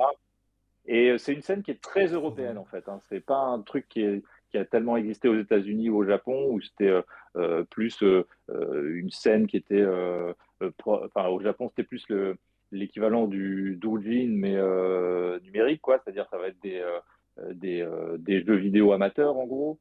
Et aux États-Unis, c'est vite Hmm. arrivé sur le shareware, les freeware et le shareware, et exemplairement, ça a donné Doom, par exemple. Wolfenstein, ces jeux-là Ouais. viennent de ces scènes underground, mais qui étaient plus des vrais jeux au final. Alors que en Europe, on était plus dans ce délire un petit peu artiste bizarre qui font ça pour la forme, quoi. Et donc, ouais, c'est un truc qui m'a toujours Hmm. fasciné et qui, en moi, évoque une esthétique ordinateur, quoi, pour le dire Ouais. aussi bêtement que ça. Et donc, Ok. c'est ça que je voulais, c'était à la fois retrouver ça pour illustrer ce moment particulier du film qu'on ne dévoilera pas. Le fait que c'est du temps réel, je me suis dit, ça, c'est l'occasion aussi d'avoir le framerate qu'on veut dans cette séquence. Et Ah. mon espoir premier, c'était d'avoir une séquence qui était à un framerate supérieur à tout le reste du film pour d'un seul coup donner Ouais. l'impression aux spectateurs et aux spectatrices qu'ils allaient accéder à un pan de réalité qui était au-delà de Mais ce c'est qu'ils pouvaient connaître. incroyable. Mais, Ouais, mais ouais. j'avais pas on n'a pas eu le budget pour faire ça non plus, encore une fois, parce qu'on est des pauvres. Et donc, on a dû rester sur du 24 images secondes tout le long. Après, tu vois, tu captures le truc. Alors, il faut que j'écrive aux démo makers qui ont fait cette séquence et dont le groupe s'appelle Steel, STI2L. Il y a d'autres démos d'eux sur YouTube. Hein, ils ont une playlist avec leur travail. Je vais les recontacter pour leur demander s'il y a moyen de réexporter le truc en 60 images par seconde ou en 120 ou j'en sais rien pour l'édition Blu-ray. Il semblerait que ce soit possible de faire ça sur Blu-ray en Oh, s'appliquant le film, tu vois. Mais bon, voilà. Ouais. Ok, incroyable. putain, hyper C'est super intéressant. intéressant. Puis nous, Ok. on mettra sur Instagram le lien vers leur chaîne YouTube Ouais, Ouais. on partagera ça. pour pouvoir partager. Pareil. Pour après, peut-être on va passer aux voix et à la Mhm. musique, un peu avancé. Mais je retrouve un thème en particulier qui rejoint un petit peu, on va dire, un peu certains clips, Last Man et Mars Express, c'est un peu la déformation des Mhm. corps. Il y a quelque chose où, dans le clip, il saute dans la piscine et elle est contaminée et voilà, il se passe ce qui se passe. Last Man, il y a aussi cette idée de... il y a la drogue, etc., qui déforme tout leur corps. Et ici, il y a les organiques qui, donc c'est un peu la- comment- les nouveaux robots, c'est pas vraiment ça, c'est une espèce de nouvelle Mhm. technologie et on comprend pas exactement ce que c'est. Et d'ailleurs, c'est assez dégueulasse. Mais il y a quelque chose qui se retrouve. Est-ce que c'est quelque chose, tu fais pas attention, c'est comment dire, c'est comme ça se retrouve dans tes productions de manière, en fait, pas prévue, mais voilà. Ou c'est quelque chose que, je sais pas, c'est quelque chose que dont tu tiens à parler dans tes films. C'est un mix des deux, je dirais. Alors, dans Last Man, là, tu faisais référence à la drogue qui déforme les corps, mais ça, je pense que c'est plus dans la saison 2. Moi, Ouais, peut-être, j'ai peut-être la mais saison 2 cela en dit, dans tête. la saison 1, il y a aussi une forme de body horror, hein. Il y a des Il y a des transformations déformations, hein. les Roitelets, Ouais, notamment, se transforment. Siri, elle a ce oui, voilà, problème-là c'est ça. aussi. Ouais. Mais non, alors déjà, c'est un truc que j'adore dans les films, hein, quand le corps humain il est en mutation et tout. Moi, je pense que c'est lié à un rapport au corps que je dois avoir qui est compliqué et que j'ai besoin d'extravertir, j'allais dire, de rendre thématique. Maintenant, je le fais pas consciemment au sens où je me dis pas à chaque nouveau projet. Maintenant, il me faut absolument mon ingrédient body horror ou transformation ou je sais pas quoi. C'est ma petite Voilà. dose Jérémy Perrin. Je crois, non, ça se fait assez naturellement ou parfois j'ai peut-être pas plus d'idées que ça en fait. Et il y a que comme ça que j'arrive à exprimer certaines idées parce que je n'avais pas trouvé mieux. La technologie avec ces espèces Les organiques. d'organismes, oui, c'est ça, les organiques, c'est assez justifié, je trouve, dans l'univers. C'est un truc où, en fait, on est allé enfin, la technologie a atteint un plafond de verre, donc du coup, on essaye de traverser le plafond de verre en allant ailleurs et en prenant ailleurs. Donc, en fait, il y a quelque chose, je trouve, en fait, d'assez logique dans le truc et super, Ouais. C'est super ça. clever, quoi. En tout cas, Puis tout est tellement oui, synthétique c'est le C'est ça. cheminement qu'on a eu. que d'avoir quelque chose C'est le d'aussi cheminement organique. qu'on a eu, c'est-à-dire qu'en fait, ils arrivent à un plafond de verre et du coup, ils font le tour du compteur, ils en reviennent au biologique. Mm. Mais C'est ça, biologique, exactement. ils ont en fait abandonné depuis longtemps. Et donc aussi, je trouve que ça dit un truc sur ce monde stérile qui a besoin de retrouver de la C'est biologie, ça. mais sa manière de le retrouver est déglinguée en fait. Et donc, Oui, oui, il y a une forme parce que voilà, d'hypocrisie là-dedans. il y a un refoulé voilà, qui ressurgit effectivement. Et voilà, et en même temps, c'est aussi une manière pour nous de dire que cette course comment dire, qui est liée au principe d'obsolescence programmée décrit dans le film, que cette course à- aux nouvelles occurrences technologiques pour vendre toujours plus de trucs et jeter l'ancien matériel, etc. Voilà, c'est aussi un peu une parodie de ça, quoi. Et ça prend des proportions cauchemardesques, en fait. Ouais. Oui, oui, complètement. C'est bien fait. Euh, mais ouais. En tout cas, pour le casting vocal, Oui, donc on a Léa ouais. Drucker, Mathieu Amalric, on a Daniel Njolobe. Déjà, pourquoi ces choix d'actrices qui sont bien connus dans le cinéma Alors, ça français? dépend. Tout le monde n'est pas connu pareil, mais Oui, pas. Ouais. c'était un mix de. En fait, alors, au moment du scénario, on n'avait pas de voix en tête particulièrement. On réfléchit pas comme ça et on réfléchit pas à ça au même titre que je dessine pas pendant qu'on écrit. On réfléchit pas aux acteurs et actrices. Et puis moi, je pensais même pas accéder à des gens comme Léa Drucker et comme Mathieu Amalric, hein. À vrai dire, je m'attendais à ce qu'on soit Mhm. plus dans une configuration à la Last Man avec des comédiens et des comédiennes plus rodés au doublage, tu vois, et qui sont Ouais. par ailleurs excellents. Et j'étais ravi d'avance. Enfin voilà, je savais que je travaillerais certainement avec Martial Leminou à nouveau, hein, qui était directeur plateau et sur Last Man et sur Mars Express. Martial Ouais. qui joue Richard Aldana, en fait, d'ailleurs, dans Last Man. Et, euh, et Ah, voilà, ok. et aussi le professeur Layton dans les jeux Professeur Layton. Bref. Oh my god! Oui, oui. Incroyable! J'adore ce Et en fait, mix. il est dans un milliard de trucs, hein, mais bon. C'est Didier Crest, le producteur du film, qui a émis le souhait d'avoir des acteurs et des actrices venus du cinéma français. J'ai mûri l'idée dans ma tête et je me suis dit, ah, mais si, ça peut même être hyper intéressant pour caractériser les personnages, avoir des jeux assez différents, parce que je me disais, tous les comédiens et comédiennes de live sont pas rompus à cet exercice de faire de la création de voix. Et donc, ça peut Ouais. amener aussi à des réflexes de jeu différents des comédiens et comédiennes de doublage. Et d'une part, et d'autre part, je me disais, mais c'est bien aussi parce que ça peut caractériser notre duo Aline et Carlos. Et je me suis dit, Aline doit être connue, enfin, son personnage doit être connu, et Carlos ne doit pas Ouais. l'être. Et parce qu'il y a ce jeu de, Ah de oui, Carlos d'accord. qui est plus en retrait dans un premier temps dans le film, et puis qui gagne en puissance et mis à égalité avec Aline à la fin. Et donc, il y avait ce côté-là, justement, effectivement, de jouer sur la notoriété et sur l'impression que donneraient les personnages aussi aux spectateurs à travers cette notoriété. Enfin, voilà, vraiment d'utiliser ce rapport qu'on a aux gens connus pour Mhm. caractériser les personnages. Mais après, Mais de c'est top, toute hein. évidence, il fallait aussi, quoi qu'il arrive, que tout le monde joue bien. Et il se trouve que, Mhm. heureusement, Léa Drucker joue extrêmement bien, qu'elle m'avait Mm. convaincu dans Jusqu'à la garde, et que je l'avais vu aussi dans des films marrants. Et donc, je savais qu'elle avait ce Mhm. spectre qui marcherait parfaitement avec Aline. Et même sachant ça, elle a quand même réussi à me surprendre sur son interprétation du personnage avec une espèce de nuance qu'elle a donnée au début dans le personnage qui est beaucoup plus froid qu'à la fin du film où vraiment il y a une chaleur qui arrive sur le Ouais. personnage et une Ouais. subtilité comme ça qui est jouée que je trouve vraiment, vraiment cool et je suis vraiment hyper content qu'elle joue Aline. Non, c'est quelque chose que. Enfin, j'ai pas vu énormément de critiques de Mars Express, mais c'est la critique que j'ai pu voir un peu ressurgir, c'est sur l'interprétation de justement de Léa Mhm. Drucker, qui était un peu froide, Ouais, du coup, effectivement, au début du film.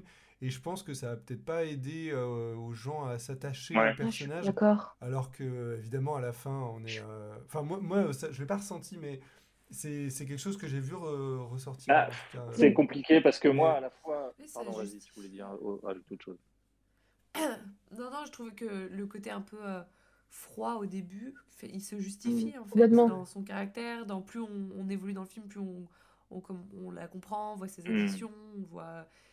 Puis elle a un côté pince sans Ouais, rire, quoi. Ouais. Oui, puis cette Aussi, dualité aussi, ouais, c'est ça, ouais, c'est ouais, ça. non, non, Bah, enfin, c'est pas dérangeant, enfin, ouais, ça. moi après, bon, j'aime bien aussi les jeux un peu froids et ce qu'on appelle l'underplay en comédie.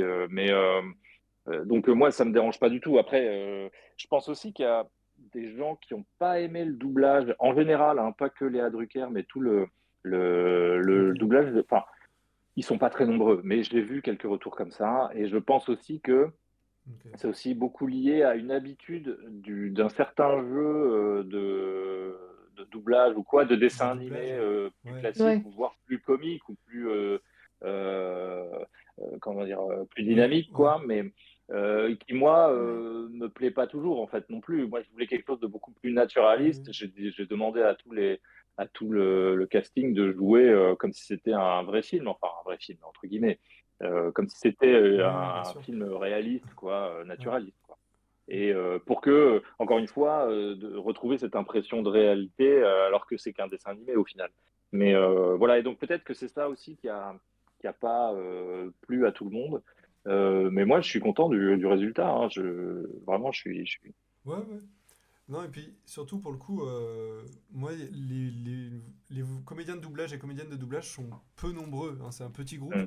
Et moi, il y a certaines voix que je ne peux plus Ouais, entendre et qu'on retrouve dans énormément de oui, dessins oui. animés, parce qu'évidemment, le dessin animé, il y a besoin de doublage. Et donc, c'est des choses qui peuvent être un peu problématiques à certains moments, enfin pour ma part. Donc, je suis content aussi d'avoir d'autres voix un peu qui en Mm. ressortent. Il y a aussi la voix Ouais. d'Usul et du capitaine du Nexus 6, donc des choix très Mhm. internet, on Mhm. va dire. Et du coup, ben, pourquoi ces choix-là? Le capitaine, j'imagine que c'est un clin d'œil vu que toute sa chaîne YouTube, mais c'est des choses où c'est parce que tu aimes leur travail, tu apprécies leur travail, ou tu les connais personnellement, ou enfin, je sais pas. C'est un peu les deux. Le capitaine du Nexus 6, je le connaissais. On s'était vu quelques Hmm. fois, on avait sympathisé et tout. Et c'est vrai qu'il m'avait dit, ouais, si un jour tu as une voix, même un petit rôle comme ça dans un dessin animé, tu me dis et tout. Et j'étais là genre, ah, d'accord, pourquoi pas. Mais simplement, j'étais déjà sur Mars Express, hein, mais je voyais vraiment aucun personnage dans le film à lui donner. Et en fait, au bout d'un moment, je me suis dit, mais j'étais sur le Brain Farmer et je me suis dit, mais attends, pourquoi pas en fait? Alors que j'y pensais pas parce qu'ils n'ont pas du tout le même physique et que j'étais en train de faire des associations d'idées juste par le physique, alors que moi, ce qui me semblait intéressant, c'est que ce personnage de Brent Farmer était complètement en représentation comme un vendeur de bagnole et tout, et que Oui, le ouais, capitaine du Nexus 6, justement, lui, quand il joue, il est aussi comme ça, un peu outrancier et tout ça. Et je me dis, ah, il pourrait le c'est faire en vrai. fait, comme ça, ça pourrait passer. Et puis je me disais, c'est marrant, c'est un contre-emploi un peu en même temps, physiquement parlant, quoi. Donc, et donc, Hmm. ça m'a amusé de lui proposer.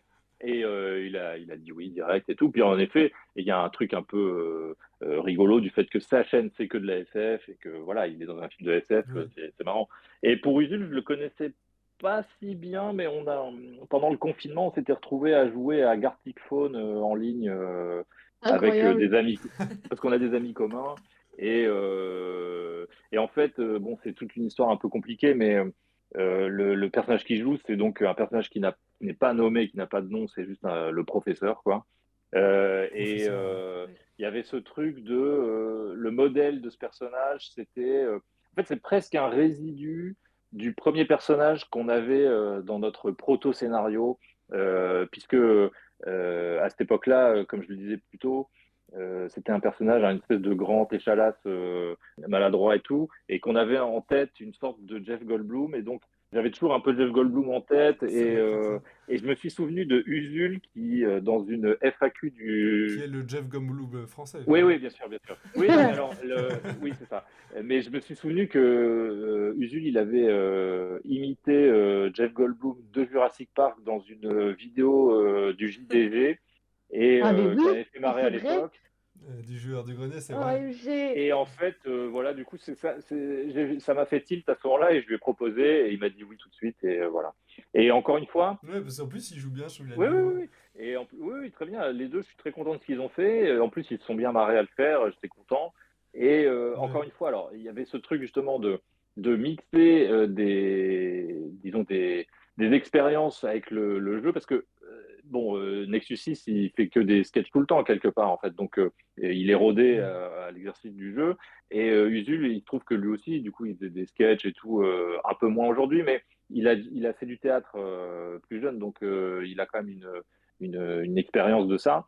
Et donc, bref, pareil, eux, ils n'avaient pas d'expérience de doublage, par contre, ou de création de voix, en l'occurrence, on appelle ça comme ça quand on fait les voix d'un dessin animé qui n'est pas encore animé, Ouais. puisqu'on enregistre avant l'animation. Ouais. Et donc, ça, pour moi, ça faisait des profils qui venaient d'horizons différents et qui allaient certainement, en tout cas en théorie dans ma tête, amener des charismes différents à tous les personnages et mettre d'autant plus de variété, quoi. Et donc, voilà. Et puis, par Hmm. ailleurs, j'ai un attachement quand même au monde d'Internet, à YouTube et aux YouTubeurs, parce que moi-même, je me suis Ouais. fait connaître via YouTube. Je trouve que le rapport des YouTubeurs aux médias dominants est un peu le même que l'animation avec le cinéma en général.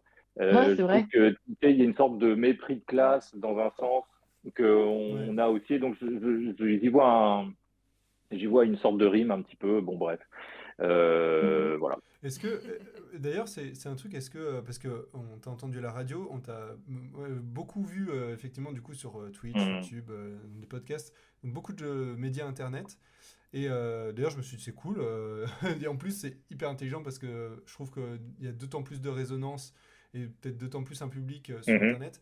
Et par contre, est-ce que tu as fait des plateaux télé ou des choses comme J'ai fait ça? aucun plateau télé, non. Le plus loin Ouais, que je c'est suis allé ça. dans les médias légitimes, c'est la radio. Voilà. Ouais. Ouais, Mais ok. ce qui est pas mal, hein, déjà. Ouais, c'est ça. J'ai fait France Inter Bah et ouais, France ouais, grave. Culture. Et France puis, Culture, Ouais. waouh. je pense que j'ai fait quelques radios régionales aussi, quand même. Mais disons, dans les mastodontes, un peu, c'est ça que j'ai fait. J'ai fait CNews et Sud Ouais. Radio. Voilà. Bah, il y a été question à un moment donné d'aller peut-être à Touche pas à mon poste, et j'ai fait genre, ouais, non.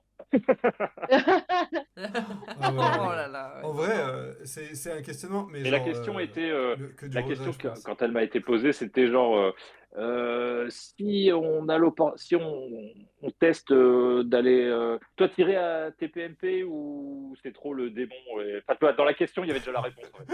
Ouais. Donc j'ai fait Ouais, genre, oui, oui, Ouais, merci, ouais. Satan. Il reste 2 personnes sur Terre. Non, et sinon, donc pour peut-être finir avec la musique, donc elle est de Fred Avril, il avait aussi fait Last Man, il a bossé sur Les Culottés, et sinon c'est pas mal de séries et de films en live action. Il y a aussi Philippe Mhm. Montaille, qui a fait Like, Share and Die, c'était deux épisodes que tu avais réalisés, il me semble, Non, c'est si merci je dis pas de Satan, peut-être que bêtises. tu veux dire. Ah, peut-être. C'est un truc que j'ai vu sur IMDb, je connaissais pas du tout, donc c'est peut-être le titre en anglais Ah, ou non, une non, non, non, traduction le un peu titre étrange. anglais, c'est Merci Satan. Mais je pense que ça faisait peut-être partie d'un ensemble de programmes Ah qui oui, s'appelait voilà, peut-être ouais, Like, Share and Die. Mais dont je me souviens d'accord. pas, en tout cas. Mais nous, notre segment là-dedans, c'était Merci Satan, en fait. En 4 épisodes, il avait fait la moitié des épisodes et l'autre, c'était Claire. D'accord. Donc ça, je pense que ça D'accord, ok. ressemble à ça. Et en tout cas, la musique, elle est hyper immersive, elle est très Mhm. prenante aussi. Moi, ça m'a rappelé des vibes de la semaine où j'étais, j'étais, ah ouais, c'est vrai que c'était bien.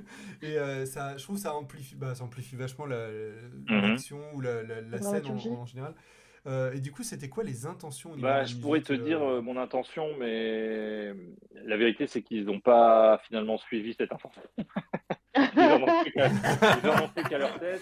Là, Enfin, ils en mais... ont fait leur interprétation, disons, mais au moins ça les a aiguillés sur une note qui était que je voulais pas d'une musique qui soit. Parce qu'en fait, voilà, j'avais l'impression que le stéréotype de musique de SF, c'est soit la musique classique ou orchestrale, soit la Mhm. musique de synthé. Donc, soit on est Star Wars, soit on est Blade Runner, quoi.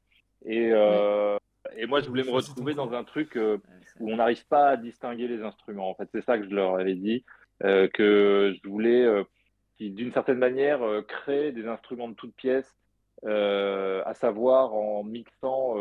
C'est-à-dire qu'un instrument aurait été composé de deux, un qui serait analogique et un autre qui serait numérique, et que par le mixage de ces deux instruments qui jouent la même chose, ça en fait un nouveau et que tous les instruments D'accord. utilisés soient constitués comme ça d'une double nature bah, pour rejoindre les thématiques du film en fait. Et donc je leur avais dit ça, et puis, ah ouais, ouais, trop bien. Mais en fait, je crois que c'était peut-être trop ambitieux ou ça les a bloqués ou j'en sais rien. Mais au final, ils ont trouvé des instruments un peu bizarres et inattendus, comme le cristal bâché. Et ils ont aussi finalement mélangé, c'est-à-dire qu'il y a à la fois des Oh. synthés, mais il y a à la fois aussi du violoncelle, de la contrebasse, des choses comme ça. Il y a des vrais instruments, enfin des instruments analogiques, quoi, on va dire, mixés, Oui. et voilà, quoi. Donc, mais après, Ok. voilà, après, ça c'était l'intention artistique de départ, mais sinon il y a dans les détails. Après, on s'est entendu et là il n'y avait pas de problème. C'était sur à quel moment on met de la musique, à quel moment on arrête, la liaison des thématiques musicales d'une scène à une autre, à quel moment, etc. Et puis les progressions, tout ça. Dans un épisode du making of, on voit justement que je fais un retour sur le générique de début et que je donne des directions Mhm. sur un truc qui m'ont fait écouter et qui me satisfait pas totalement, et je leur dis non, en fait c'est plus comme ça, comme ça, comme ça, et en expliquant pourquoi je fais ce choix-là. Donc, qu'ils ont D'accord. parfaitement illustré derrière. Voilà, mais c'est vrai que c'est aussi un peu des fois compliqué de discuter de musique et d'intention musicale et de comment améliorer un truc ou comment le changer ou dire pourquoi ça nous plaît pas et ou pourquoi ça nous plaît, hein, Ouais. d'ailleurs. Même ça aussi, c'est compliqué parce que bah, la musique, c'est assez intangible, c'est tellement abstrait. Et Ouais, je c'est suis vrai que d'accord. souvent, une des blagues, c'est que quand des gens qui ne savent pas parler dessin vont parler dessin, ils vont utiliser un vocabulaire musical, parler d'harmonie des couleurs, de choses comme ça. Alors que Ouais, ouais. quand tu connais pas la musique, tu vas dire ouais, il faudrait quelque chose de plus coloré là, en fait, dans ta musique. Bah, C'est il y a vrai. une espèce d'inversion de champ lexical bizarre. Et donc, bon, tu te retrouves toujours à essayer C'est vrai, c'est marrant. d'imager et de trouver des manières d'exprimer ton intention. Et c'est assez, c'est pas toujours facile, mais c'est finalement assez marrant, quoi.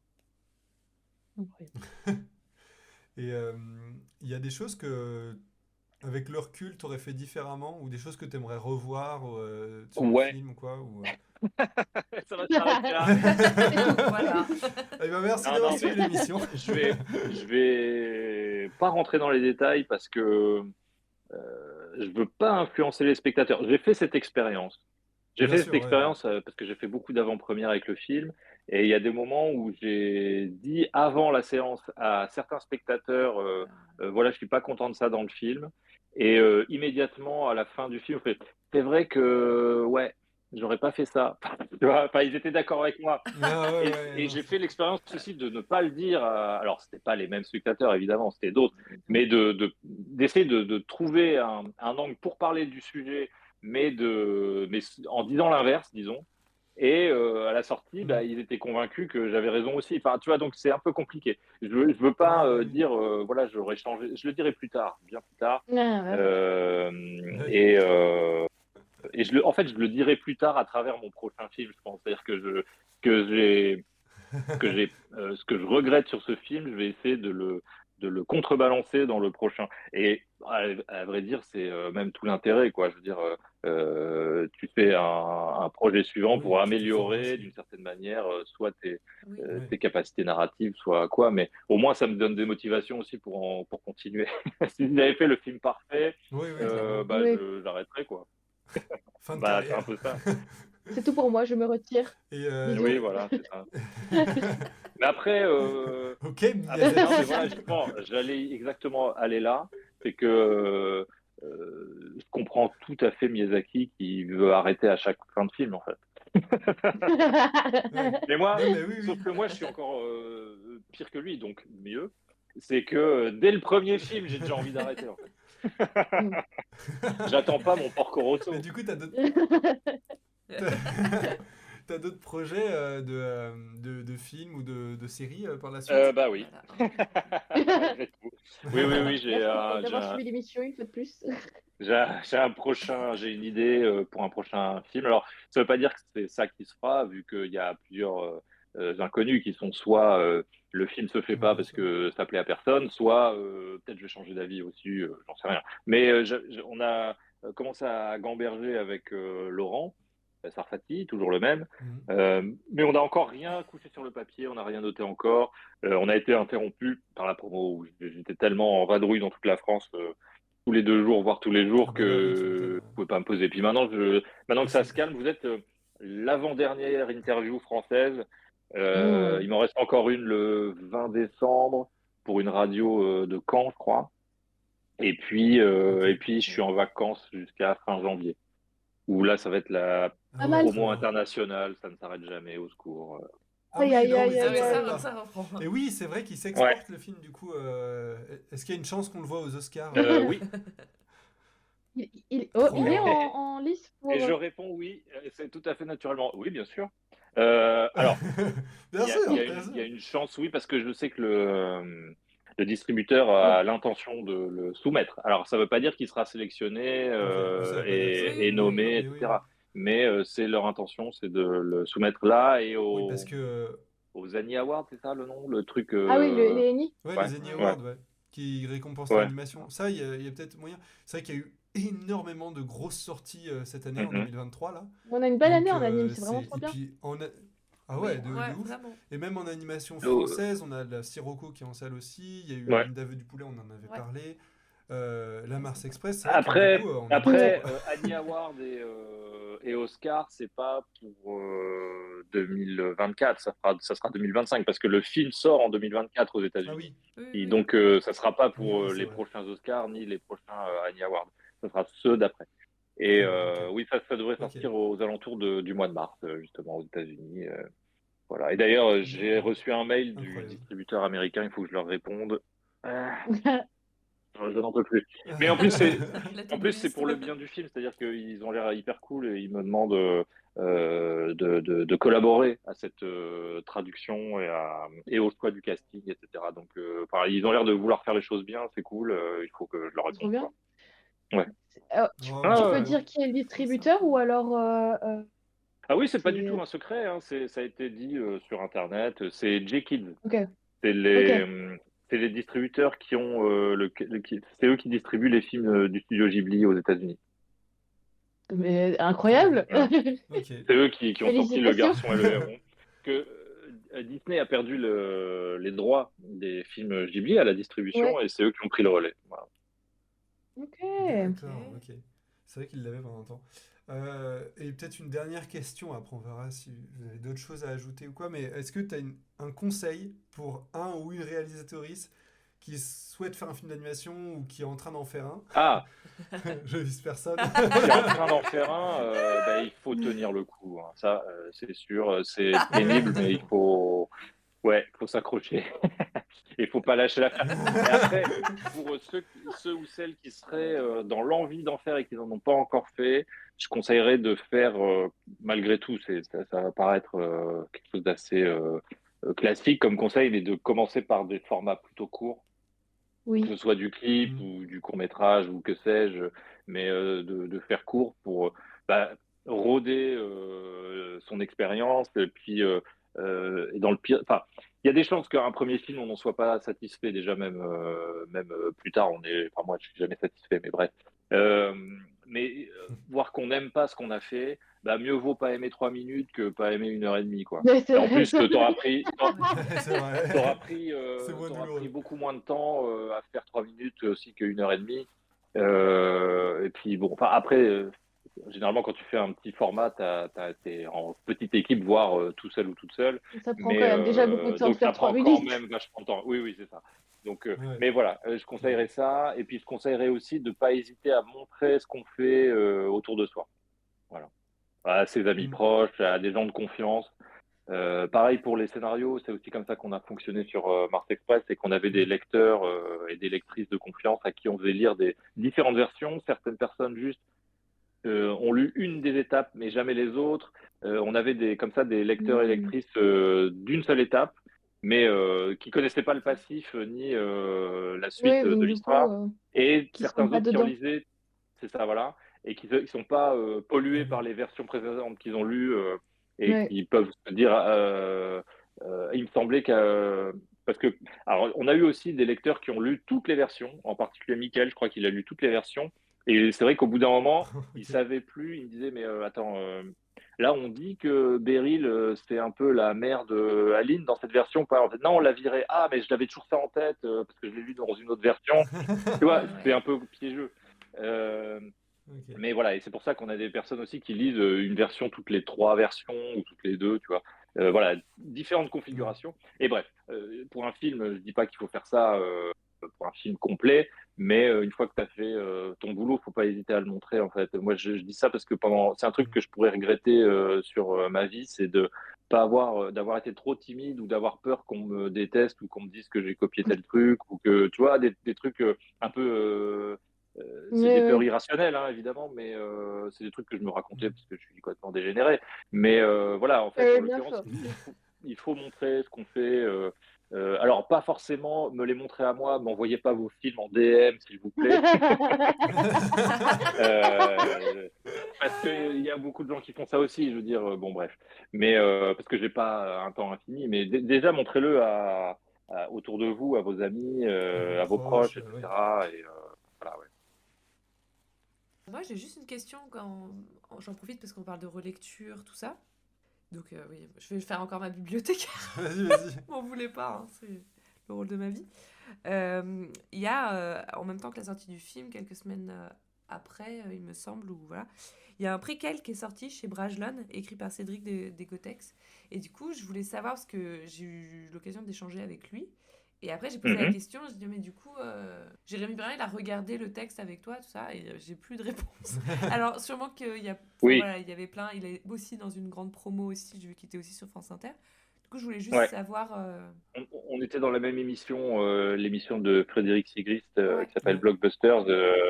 Enfin, lui, il n'était pas sur le plateau, il était au téléphone, mais il était là aussi. La décision de faire ce livre avait été prise par une idée en commun avec l'éditeur du bouquin et le producteur du film. Et je me souvenais pas d'avoir donné mon accord ou quoi, mais apparemment je l'ai donné au début de ma production. Mais, voilà. Et bon, c'est pas grave, mais peu importe. En fait, le truc, c'est que au moment où il a été question de suivre le cours de l'écriture du film, du livre, pardon, j'étais tellement dans la prod que j'ai pas pu du tout m'en mêler. En fait, j'avais pas le temps de faire autre chose. Donc, je m'en suis remis à Laurent, qui a lui avait un peu plus de temps que moi et qui a suivi, qui a donné un petit peu des conseils à Cédric, en tout cas des conseils, qui lui a un peu expliqué l'univers du film, le passif de certains personnages, etc. Maintenant, je n'ai toujours pas lu le livre, donc je ne peux pas tellement en parler plus. Et j'ai juste un tout petit peu peur d'un truc, parce que je n'ai pas demandé à Laurent qui, lui, l'a lu.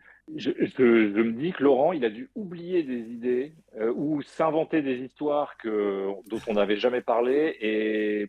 Et j'ai peur que les personnages aient des caractères ou des histoires qui leur arrivent dans le bouquin qui ne soient pas du tout ce qu'on s'était raconté, en fait. Ouais. Ah oui, d'accord. Ouais, c'est ça. Mais parce que Laurent, il a une tendance à avoir une mémoire de poisson rouge, oublier des trucs, machin, et puis, en fait, s'en foutre, et puis partir dans d'autres idées, et voilà. Mais ça fait que j'appréhende la lecture du livre sur cet aspect-là, genre je reconnais pas mes personnages, ou j'aurais pas fait ça. Je pense que de toute façon, ça doit te faire bizarre parce que. Oui, c'est ça. De toute façon, je pourrais pas m'empêcher de penser, j'aurais pas fait ça. Mais... c'est ça. Moi, du coup, j'étais hyper interloquée parce que c'est sorti. Enfin, c'est un préquel, c'est sorti complètement dans la suite. Et j'étais bon, mais du coup, l'auteur, il a forcément eu accès. J'avais accès, avant, mais. Quoi, donc, Oui. En fait, il avait accès au scénario. C'est ce qu'il expliquait sur France Inter, c'est qu'il avait lu le scénario. Il n'avait pas vu beaucoup de visuels, en l'occurrence. Si bien qu'il était obligé de se baser sur une idée assez virtuelle de l'univers du film, que c'était juste de la description et des dialogues, bon voilà. Et ouais, il a dû se débrouiller avec ça, le pauvre, mais en même temps, bon. Après, tu vois, je disais, moi j'aurais pas fait ça, bon bah oui, mais en même temps, c'est pas non plus si grave. C'est-à-dire que je trouve ça aussi bien que au même titre que les spectateurs et les spectatrices, quelqu'un imagine les interstices, etc. Ouais. Maintenant, voilà, j'aime un peu moins que ça devienne forcément un truc officiel, quoi. C'est-à-dire que moi, ce que j'aime bien dans le rapport à un film avec les spectateurs et les spectatrices, c'est qu'ils s'imaginent la suite, ce qui s'est passé avant, ce qui se passe entre les séquences, mais ça reste pour eux et leur relation particulière et privilégiée au film, et pas un truc qui devient canon et machin. Moi, les histoires de canonisation des lores de films, tout ça, ça me fatigue. J'ai envie de dormir tout de suite, quoi. Ça va. On merci a parlé beaucoup, pas mal de temps. d'avoir fait un film super. Non, c'était en tout cas. Merci. C'était un très bon moment. Peut-être qu'on verra les défauts dans quelques années quand tu les auras dit. Merci surtout, merci beaucoup à toi d'avoir participé à l'émission et d'avoir accepté l'invitation. Merci beaucoup. Merci. Je vous en prie. Ça me fait plaisir. C'est un podcast que j'écoute régulièrement, donc je suis content d'être invité. Merci beaucoup. Merci beaucoup. Où est-ce qu'on peut te retrouver si tu as envie qu'on te retrouve quelque part? Me retrouvez pas, en fait. Baisse les yeux, en fait. Arrêtez de stalker les gens comme ça. Non, mais si, c'est facile, je suis sur la plupart des réseaux sociaux. Mais oui, c'est qu'en ce moment, comme j'ai beaucoup de notifs et de gens qui se glissent dans mes DM pour me demander des dessins pour leur ami à Noël ou je sais pas quoi, Ah ouais. calmez-vous, quoi. Non, mais j'entends que c'est des gens qui se rendent pas compte. Je le prends pas mal, mais je sais jamais quoi leur répondre. Enfin, j'ai l'impression de passer pour un salaud, de dire non, mais bref, c'est compliqué. Bah oui, je comprends. Et ben en tout cas, Mars Express est encore en salle en ce moment, donc peut-être au montage de la vidéo, enfin de l'épisode, peut-être que ça sera encore en salle, on espère, je vais faire mieux. Et, On se dépêche. et sinon, bah, procurez-vous le film. Et En fait, comme regardez-le. vous pouvez, de toute façon, après un podcast, ce qui est bien, c'est que ça reste sur Internet pour Voilà, toujours, c'est ça. sauf Vous pourrez nous guerre dire dans les nucléaire, évidemment. commentaires ce qu'il y a Mais sur voilà. Mais voilà, c'est-à-dire qu'après, le film, il existe, le podcast existe, et puis tu le trouves, si tu le cherches, et voilà. Très Les bien. infos seront toujours justes. C'est clair. Et ben merci à tous et à toutes d'avoir participé à l'émission. Merci à toi, Antoine. Et puis à Oui, plus, merci. retrouvez-nous sur Twitch, Instagram, etc. Et puis gros bisous. Salut. Bisous. Plein de bisous. Salut!